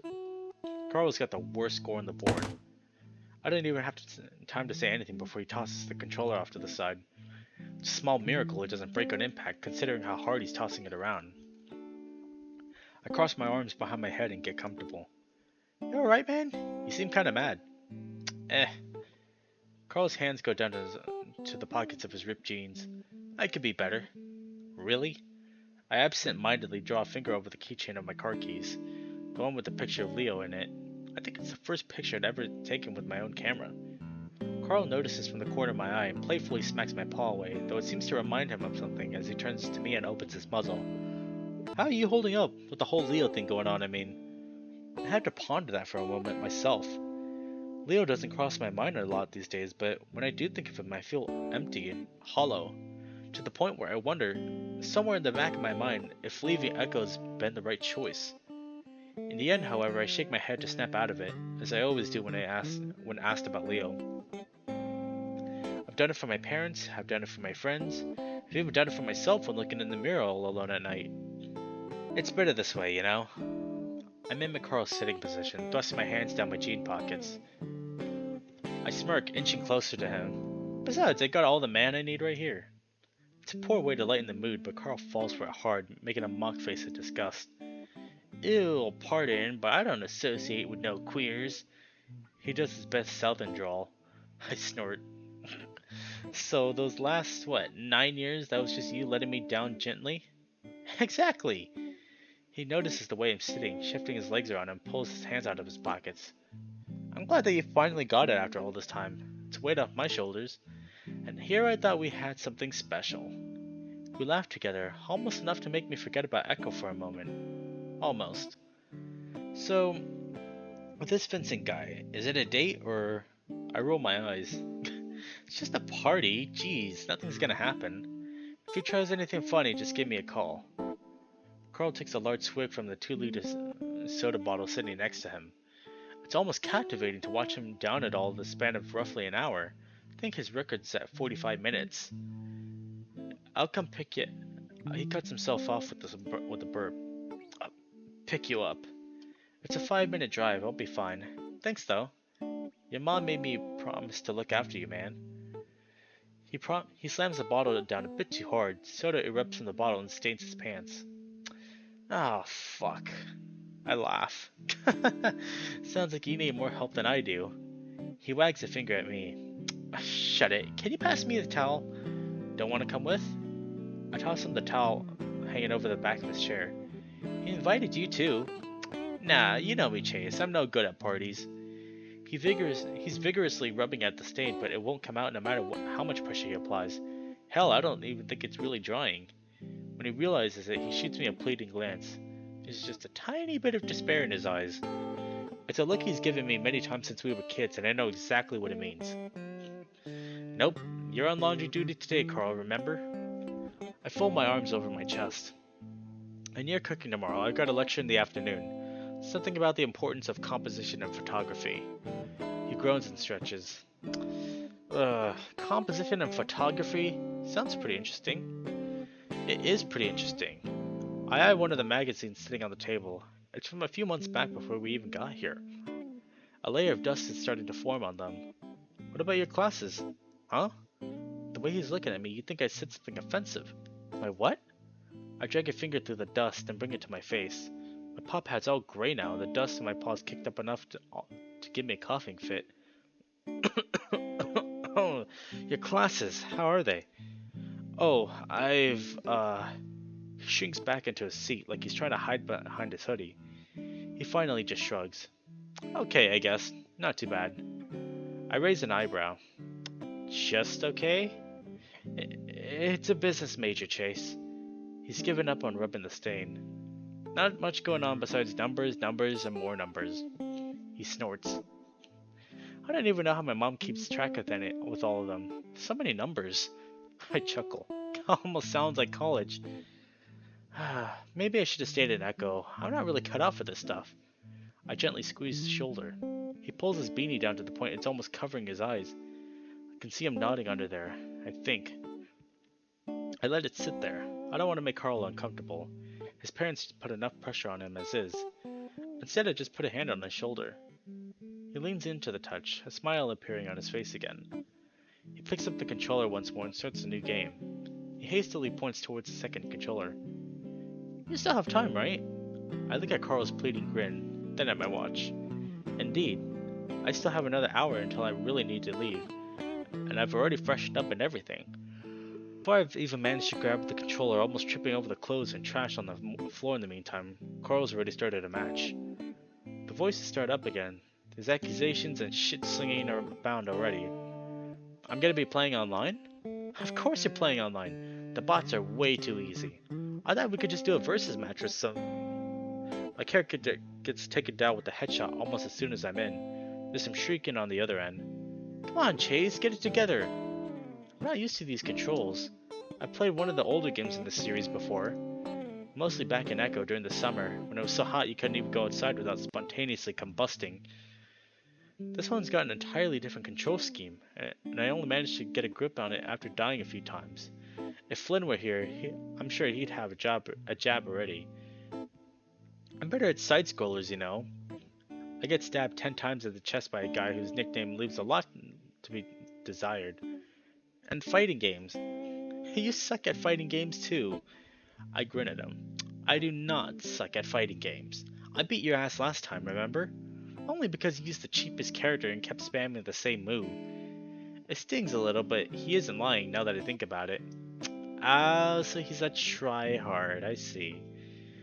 I remember reading somewhere that the character I use isn't allowed in tournaments because of how broken he is.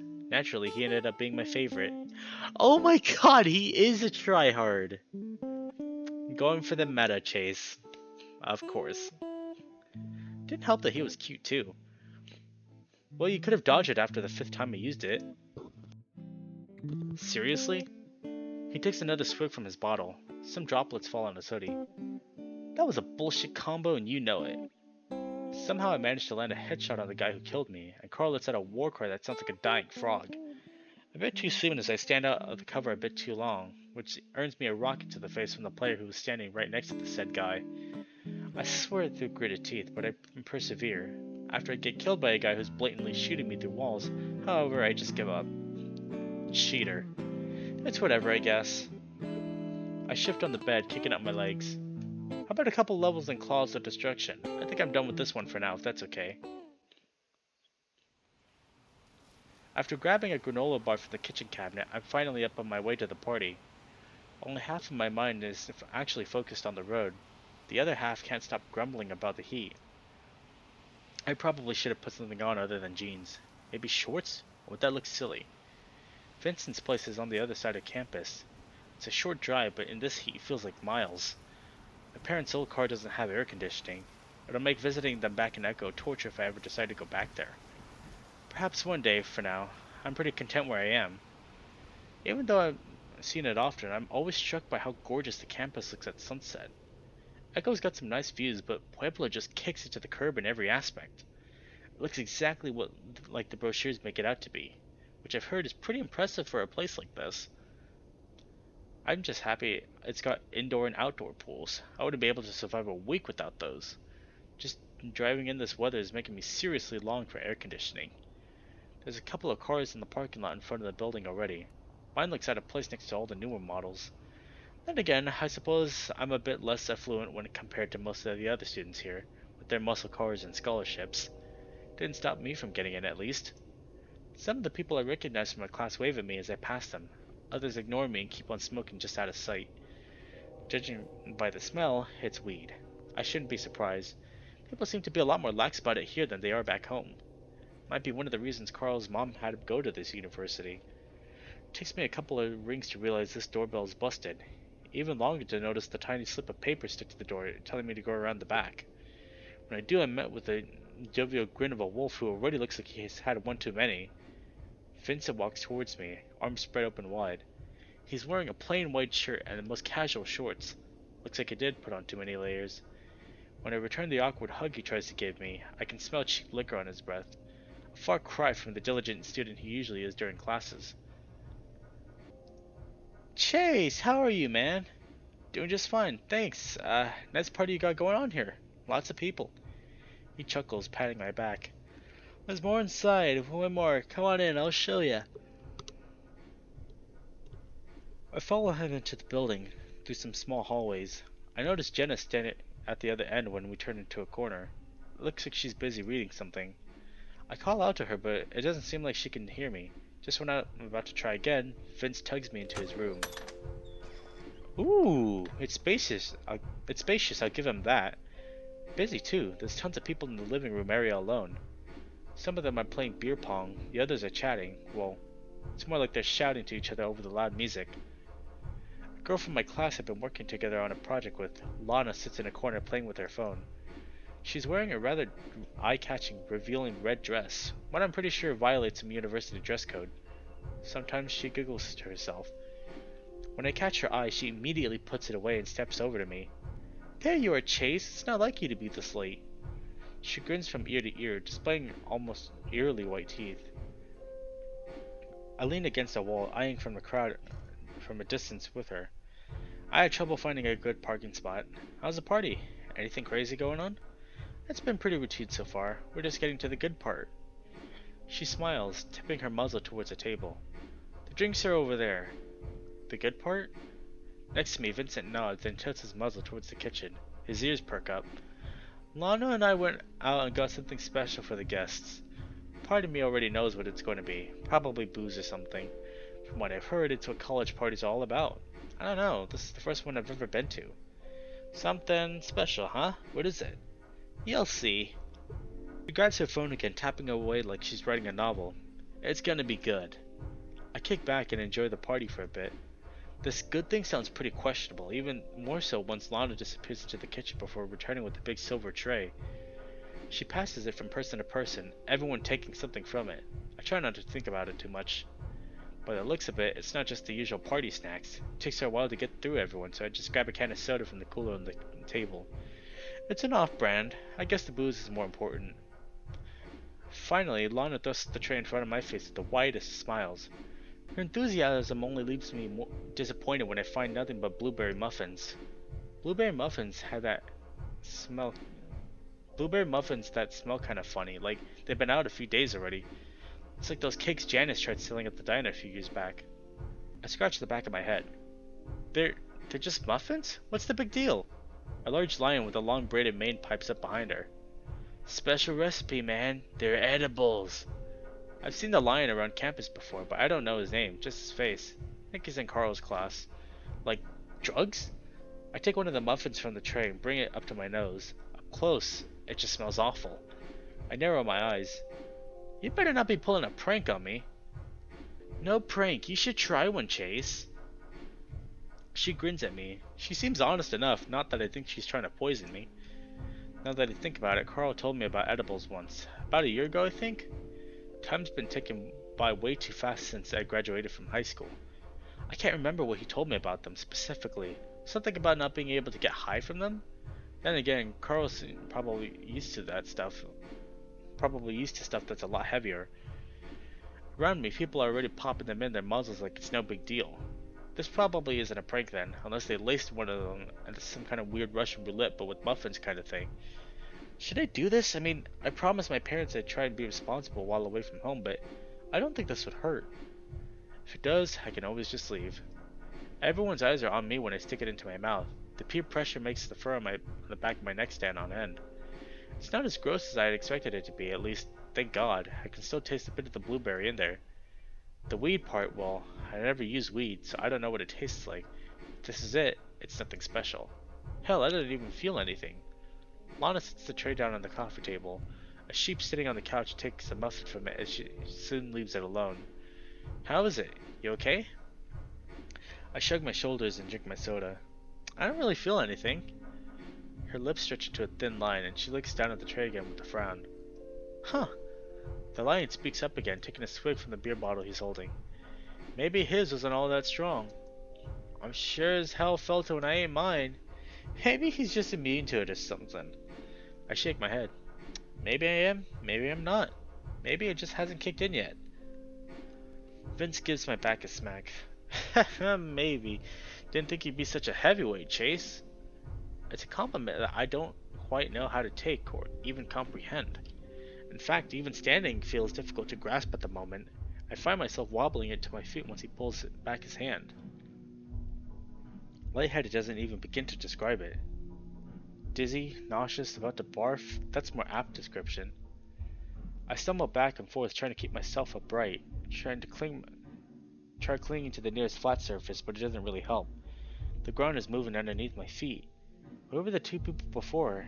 There were two people before, now I see four, swaying from side to side as everything spins around me. It's like I'm out on a raft in the middle of the ocean. 20 minutes to the party, I'm already completely out of it. This is probably setting all sorts of party records. This what being high feels like? What the hell was in those things? Oh shit, Chase! I recognize her voice, but when I turn around to look at Lana, she's just a blur, a featureless blob of red and white, even shifting. This is a good lesson, y'all. Don't take food from other students in college. Otherwise, you get some weird shit like that. Yeah, there was definitely something else. Chase, are you okay? What's wrong with him? Someone's tugging at my arm, but gravity's currently working against me in every possible way. Hold on, come on, get up. The moment I let go of that cabinet, I fall to the floor. Any moment now, I'm gonna sink through it. Where I end up, I don't know. My head hurts, my stomach hurts. The empty muffin liner is on the floor next to me. I can still make out the pink frills. Oh shit, someone call 911. The despair in her voice is almost palpable. She takes a hold of my wrist.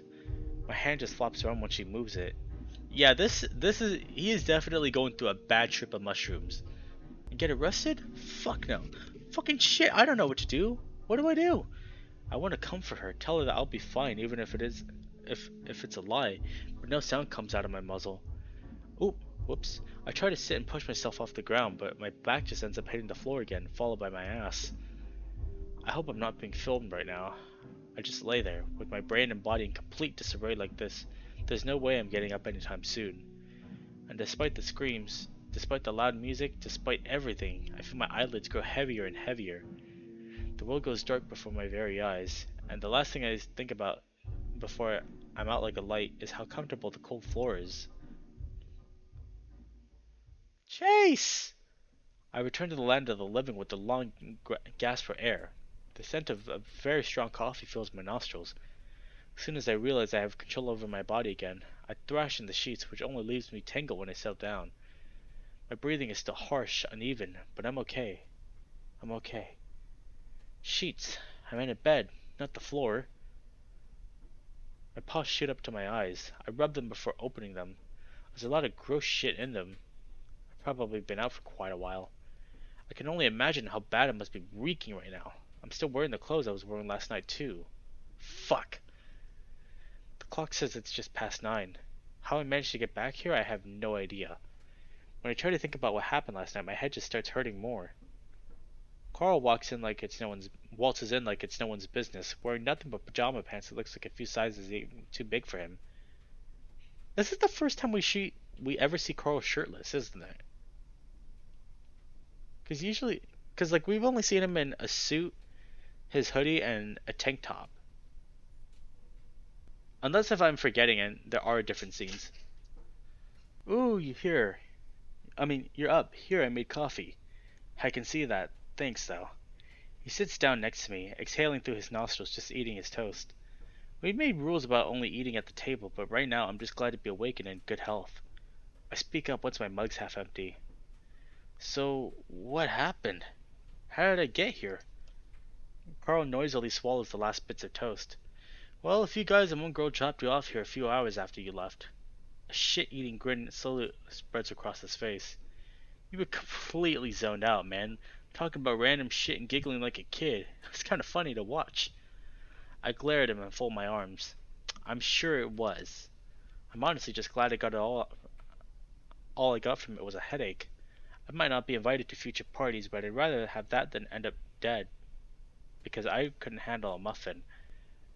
I got you some water and put you in bed. He takes a large gulp of coffee and chuckles.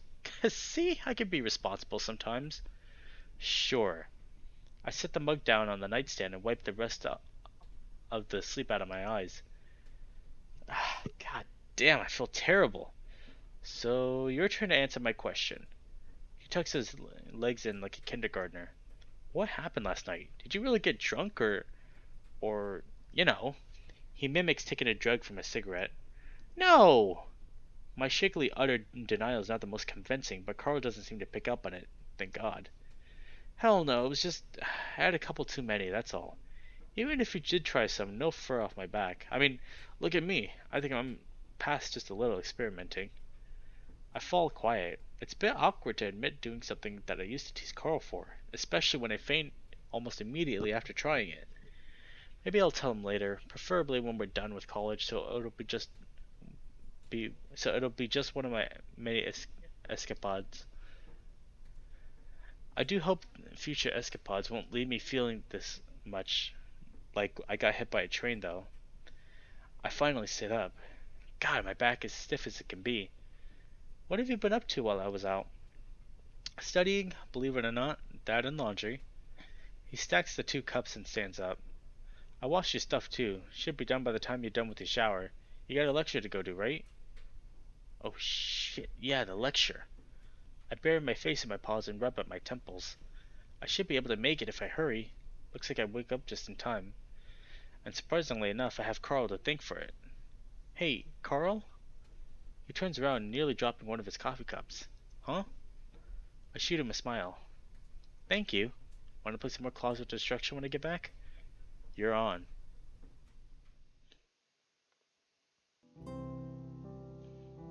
Aw, that was nice. That was really nice. Okay, so we've got two more, and then we finally say goodbye to Echo, and then we go to Arches. I think it was Howley that wrote this. I know Howley wrote Arches, but I think Howley is one of the people that also wrote Echo as well. So now we're going into 2014. Ooh, this is the first time we're seeing Flynn here. Scales glistening with perspiration, seeing through his open button-down shirt. Flynn hefts some boxes down the roller conveyor.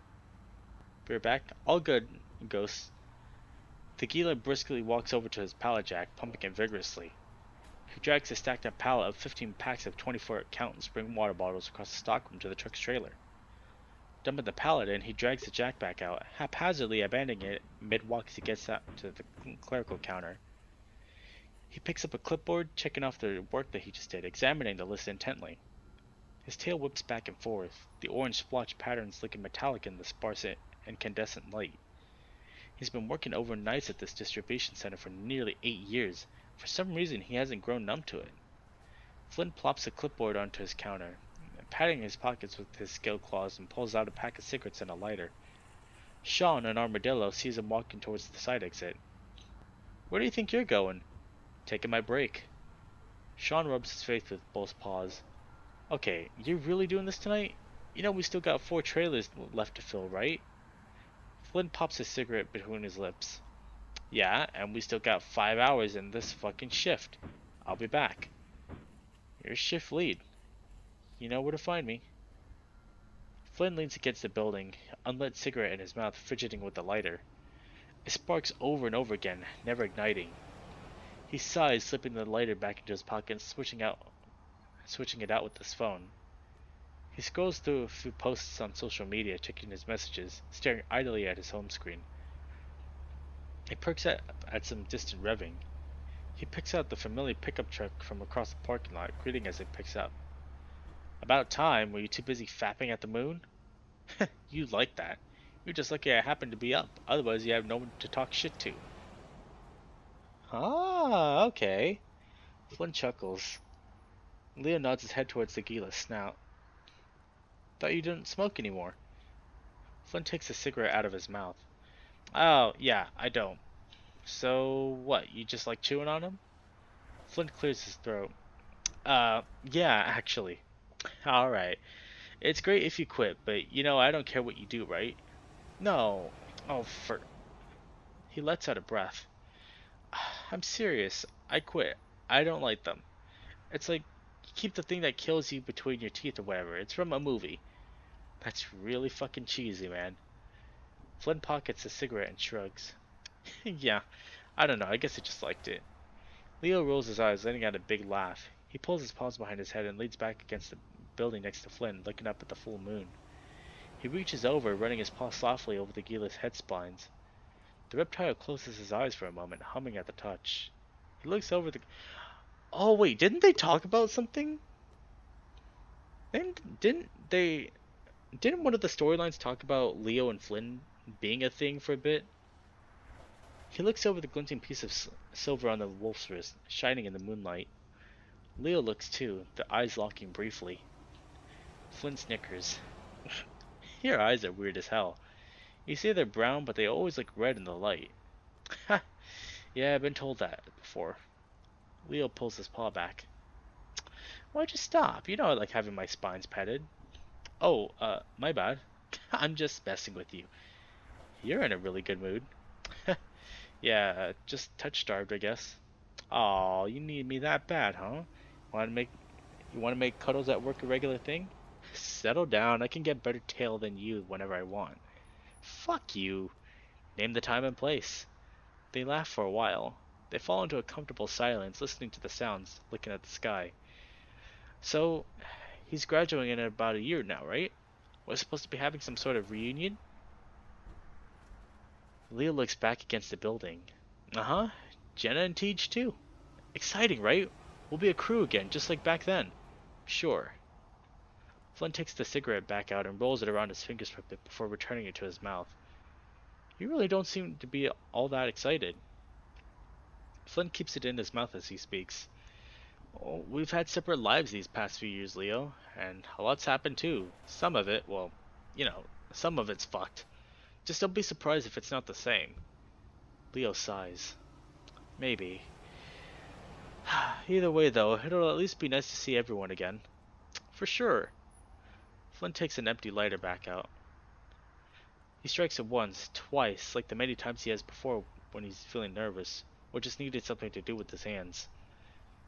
He watches the sparks dance and die, searching desperately for gas, never finding any. He lifts the cigarette out of his mouth, his eyes falling away from the wolf. He inhales. And I need to know where we stand, Leo. I don't want to get caught in the middle of that shit again. None of us do. The red wolf's shoulders ease down as he lets out a ragged sigh. He runs a paw up his snout, running his eyes with his finger and thumb, then he looks back at the towering reptile. I love you and Chase as friends. Very good friends. That's good enough for me.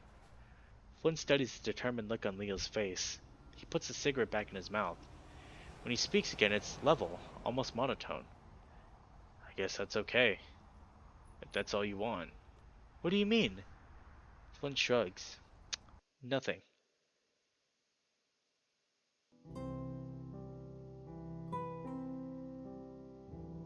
Okay, the freaking hard cut. That's probably why Flynn was so irritable when he came here. That has to explain it. Because Flynn was actually having things for. Like, Flynn was having feelings for Leo, but Leo just wanted to get back with Chase.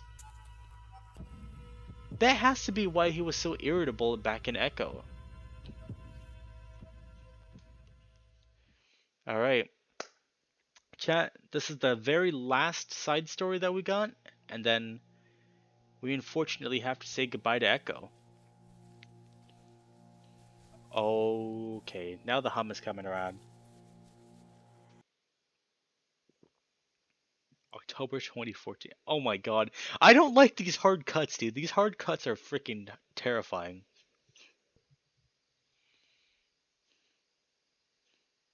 Oh.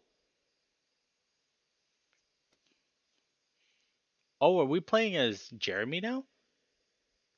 I let the sugar cube roll around my tongue, realizing how gross sugar really is without anything to go with it. Maybe it's just the LSD. Does acid taste like anything? Guess the cube is a little bit bitter, sort of. Or are we playing as Micah? Are we looking? I look over at Jeremy, whose mouth is open, and I can see the sugar cube bounce around his tongue. Oh no! This explains what happened! This explains what happened in Jenna's route. Are you sure there's anything in this? I don't taste it. It doesn't taste like anything. I let the cube clack against my teeth a few times before it breaks up and starts dissolving a lot faster. No turning back now. I tap my hoof against the messy floor, making the bed I'm sitting on squeak. Jeremy grins at me. Dude, relax. Remember, good vibes, otherwise you're gonna trip bad. Him saying that only makes me more nervous, and I put my face in my paws. Shit, man, I shouldn't have done this. Can I throw up? He laughs at me, but at this point I'm so nervous that I can't be mad at him. In a way, I'm latching onto him for guidance because I know he's done this before. Speed. So, speed is meth, if I remember correctly, because he. Oh, it was LSD. Yeah, okay. So it wasn't meth, it was LSD. No, you can't throw it up. Remember, good vibes. This ain't about discovering yourself. Couldn't we have at least done this outside? This isn't exactly my idea of a place I want to find myself in. I glance around Jeremy's trailer and wrinkle my nose. Now my room isn't spotless, but Jeremy's place is downright nasty. Underneath the smell of a pot is a layer of mold and rotting food. The light is a sickly yellow that turns everything in the 70s ass trailer into a piss stained color. The walls are paneled wood with missing parts, and it's hard to see through the plates, bottles, and used tissues. Gross. To the orange shag carpet underneath. No, I don't want that bitch cop finding us. She's already got out for me. He lays back on the bed, looking at the ceiling, one of his giant ears folding under his head. He lifts his head back up to swat it back into position. You're over your whole anxiety stuff, right? I told you this ain't like pot. It's not something you fuck around with. Well, you saying shit like this is really helping. I try to keep my voice steady. He watches me for a while, then nods it to his shitty TV. Want to watch something while it sets in? Might help you relax. It does sound like a good idea, but I'm still not so sure. Wasn't I doing this to discover myself? Now that I think about it, I'm not really sure why I decided to do this in the first place. Maybe to figure out why I'm so goddamn broken. Yeah, this guy is this guy is constantly always giving us a bad vibe all around every time we've seen him. He takes my silence as a yes, though, and goes over to a splintered shelf to pull out a VHS. His TV is so fucking old, it's got a VHS player built into it. This cartoon got me through a lot of tough times as a kid. He turns on the TV and he sticks it in. I watch the white play letters appear over the blue screen before it flickers to a faded out picture of a pink feline thing in a diaper. Distorted music crackles out of the TV's tiny speakers as the cat starts talking to us in a high pitched whine. I frown. This is just creepy. Nah, that's because I played it way too many times. Just watch and try to relax.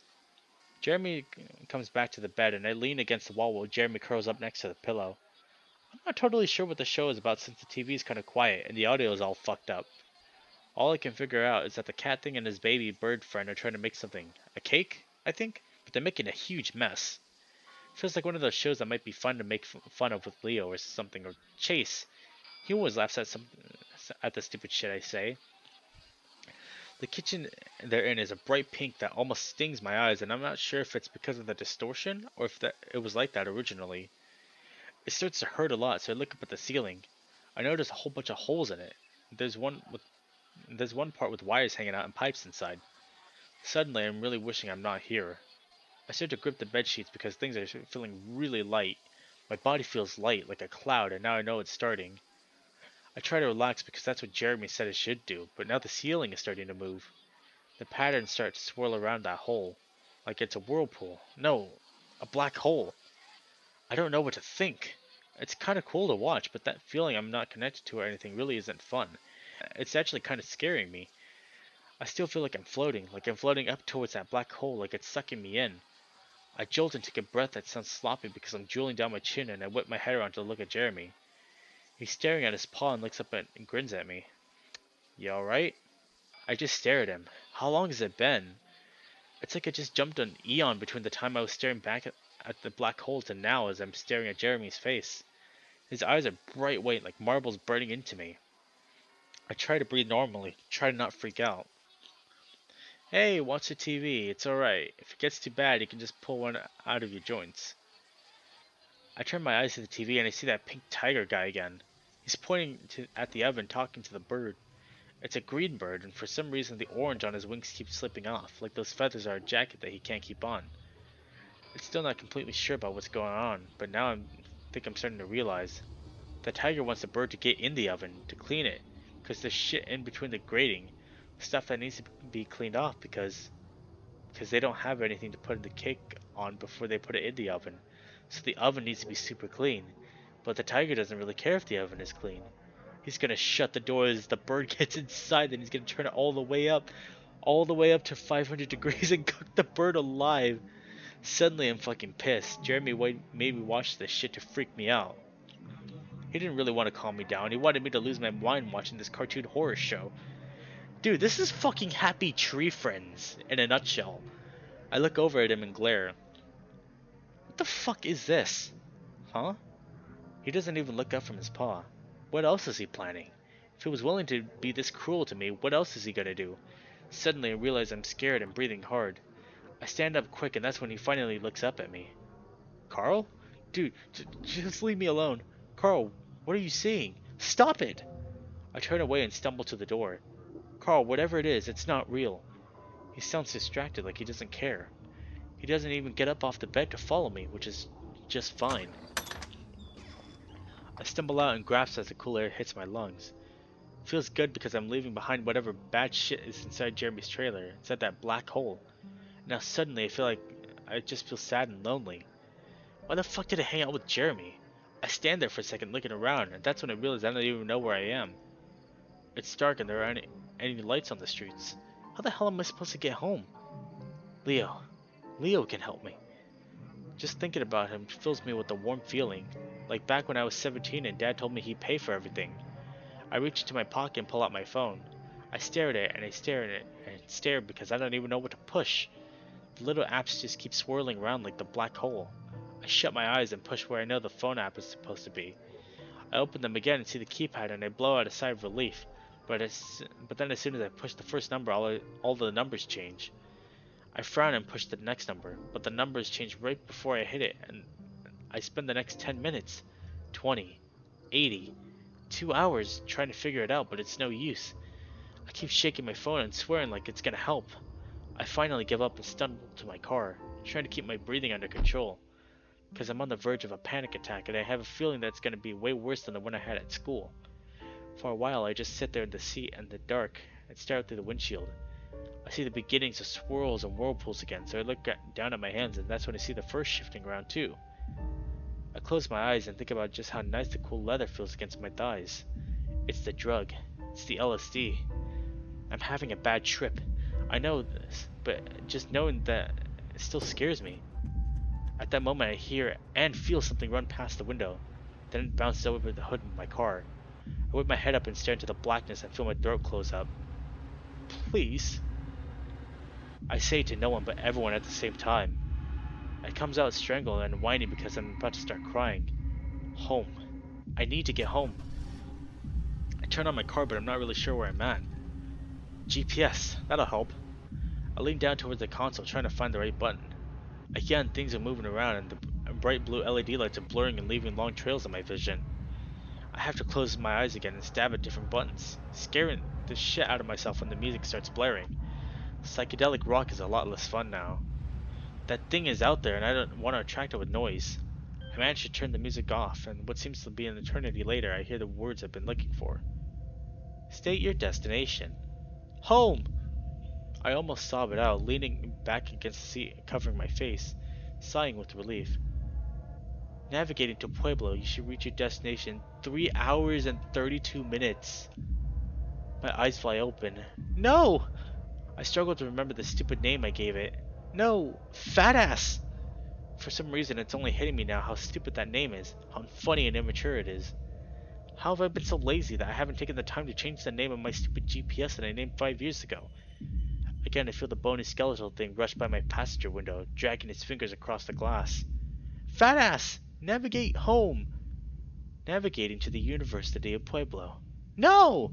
You should reach your destination in 3 hours and 39 minutes. No! I slam my fist into the console. I'm about ready to run out of the car, into the darkness screaming for help. Not just because I'm scared, but because sitting still is almost as bad as being lost. I need to move. My legs are bouncing up and down, hitting the steering wheel, and it feels like I'm peeing my pants. I take a few deep breaths. I can do this. I just need to calm down. Fat ass. Stupid. Immature. Yes? I pause because I know it's not supposed to do that. Or is it? I try to remember what I was gonna say. Yes? The tone is different, taunting like it knows it's fucking with me. It doesn't wait for me to say anything. Navigating to the thing? You've arrived, your destination is on your left. I cower in my seat because I can feel it standing right next to me outside the window, staring at me through the glass. I cover my face with my paws and I can feel tears leaking through my fingers. I stay like that for a long time. Hours stretch into weeks, stretch into months, stretch into infinity, and I fall back into the black hole. It stretches my mind, starts pulling it apart along with the rest of my body. I start to give in, start to give up. Navigating home. You should reach your destination in 3 minutes. Slowly I bring my paws down from my face. The clock says 2:23. If that's right, it's been 2 hours since I ate that sugar cube. I look out the window and see that light is still on in Jeremy's trailer. I wonder if he's still going through the same thing as me. But I'm calm now, because I know why the GPS was freaking out earlier. It was stupid of me to lose my shit like that, especially now that I know that Chase is in the car, home from spring break. He's been fucking with me, trying to get me to go to Pueblo with him. I remind him that I'm tripping the fuck out and that messing with me in any way isn't a good idea. I look around and I can't see him, but that's okay. It's just nice that he's here. Oh, Oh, that is Shadow Chase, yeah! I put the car in drive and pulling it into the road, start driving where the GPS is telling me to go. I'm chill now, but I still feel like something's following me. It makes me feel better that Chase is telling me about school, how much he misses me. I think I feel him caress one of my horns, which is okay because I feel it's nice. My car rolls along down the road over time. Things start to blur together. Again, time stretches and distorts, but it's okay because Chase is talking to me. But then his tone gets more urgent. He's trying to warn me about something. I frown, dread starting to roil in my gut again. What now? I think about looking into my rearview mirror. I don't want to, but I do. As soon as I do, I'm screaming. Red, bony, black, with black holes for eyes, and something grabs my neck. I let out a long strangled moan of horror and my hoof slams the gas. That moment stretches, distorts, alters, and changes just like the VHS Jeremy had showed me that lifetime ago. I go back and forth. I repeat and loop, the thing killing me forever. I'm lifted out of my seat and my head slams into something, sending white light flashing through my eyes. An explosion hits me in the stomach and chest and now I can't breathe. Little hard pebbles pelt the back of my head as what sounds like sand being poured into the paper echoes into my ears. Slowly I sag down back into my seat and my vision is full of white, a balloon pushing out of the steering wheel. On that white are little dark red spots that keep popping up in different spots. I cough and then there's a million of them. I stare at them confused and they start to dance around in a whirlpool. I crash the car and I realize I've also killed Chase. He'd been sitting in the car with me, trusted me with driving, and he hit the windshield without the horns and skull to protect him. I start sobbing. Liquids run down my face, tears, maybe snot, but it's so dark, and I realize it's blood. It's probably all three of those things. Whoa, okay. Time stretches, distorts, loops, and repeats. Somehow I get home. Somehow I ditched the car and ran up the road all the way to my house. I think so, huh? The entire way I tried to dial 911 on my phone to get Chase some help, but the buttons won't dial. I couldn't look, but at the same time, I know he's lying in a bloody heap in the passenger side foot well. As I stumble towards the house, I realize the thing is still waiting for me. He jumped out of the car and hid it on the porch. I whimper and stare at the shadows, and I run to the house. I stumble back and forth, the ground sinking towards the window wells like quicksand, sucking me in. I dodge around them, pulling my hooves out of the sinking grass. I'm about to get stuck. Once I get to the back door, I shove my paws into my pockets, but there aren't any keys because I left them in the ignition. I sob again and look around desperately. The longer I hold still, the deeper I sink into the ground. Again, I almost give in, but I see the treehouse. Like my legs are made of lead, I stumble across the yard, feeling the thing crawling after me. I leap up and cling to the ladder before scurrying up, my hooves slipping onto the wood as I feel the tree start to sink as well. I fumble up through the opening, breaking through the cobwebs and snorting up dust. I crawl to a corner and curl up, covering my eyes and facing the wall. I beg Chase to forgive me because now I can't get him help. Because now I'm stuck on this sinking ship with a monster. I curl up tighter and tighter, so tight that I become my own source of gravity. My own black hole sucking up everything around me. Stretching it thin, then tearing it apart. It's only then that everything settles.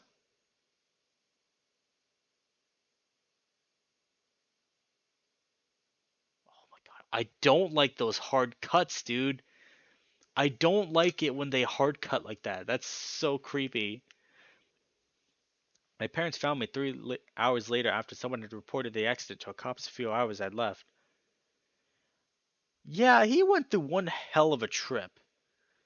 My dad took responsibility for it so I wouldn't get tested for anything. He made up some excuse about walking to the house because he forgot his cell phone. I guess they didn't wonder why blood was everywhere and why my dad had no injuries. I realized what happened was just a bad trip,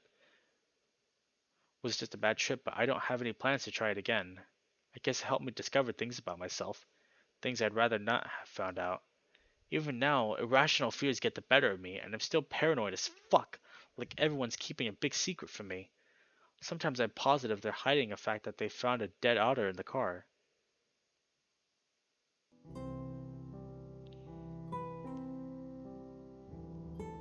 Wow. Ladies and gentlemen, that is Echo from the Echo Project. We have officially 100%ed this game, and holy shit, they do not fuck around. They do not give you a break. Like, even these side stories, I thought that these side stories were just supposed to be like nice little fun stories that just give us some like backstory. But no, of course that they have to add the horror aspect into it, and I love that they do that. Oh my god. 5 years of development, and my god, wow. Beautiful, beautiful game. Like, this is our very first save right here. June 17th in 2021. And now it's all coming to an end.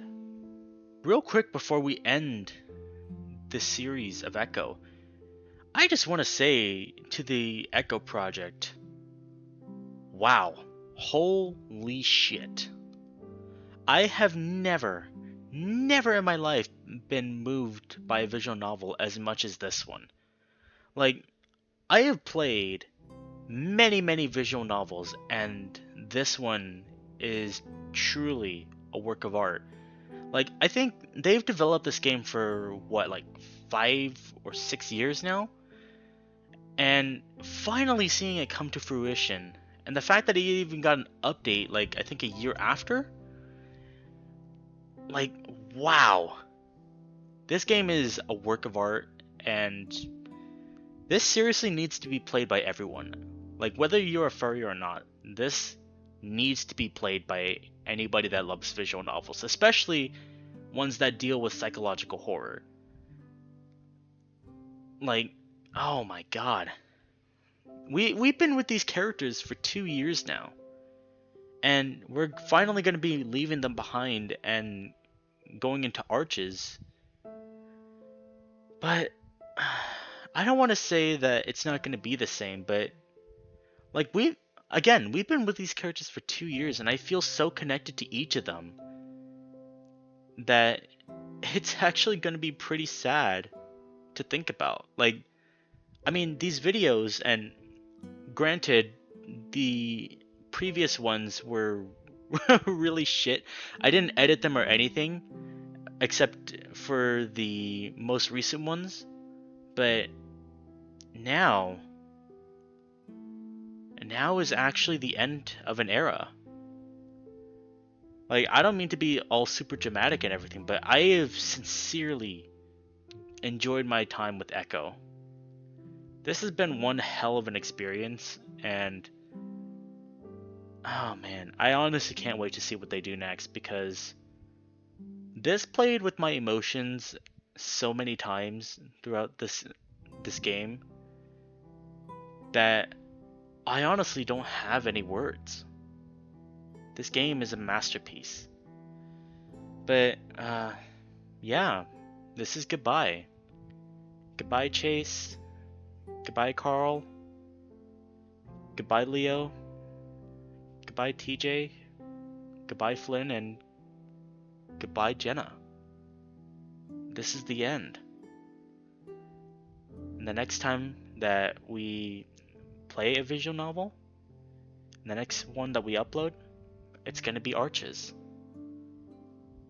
Thank you so much for joining me on this 2-year journey of Echo, and I honestly could not have it any other way. Take care, and I'll see you in the next one. Peace.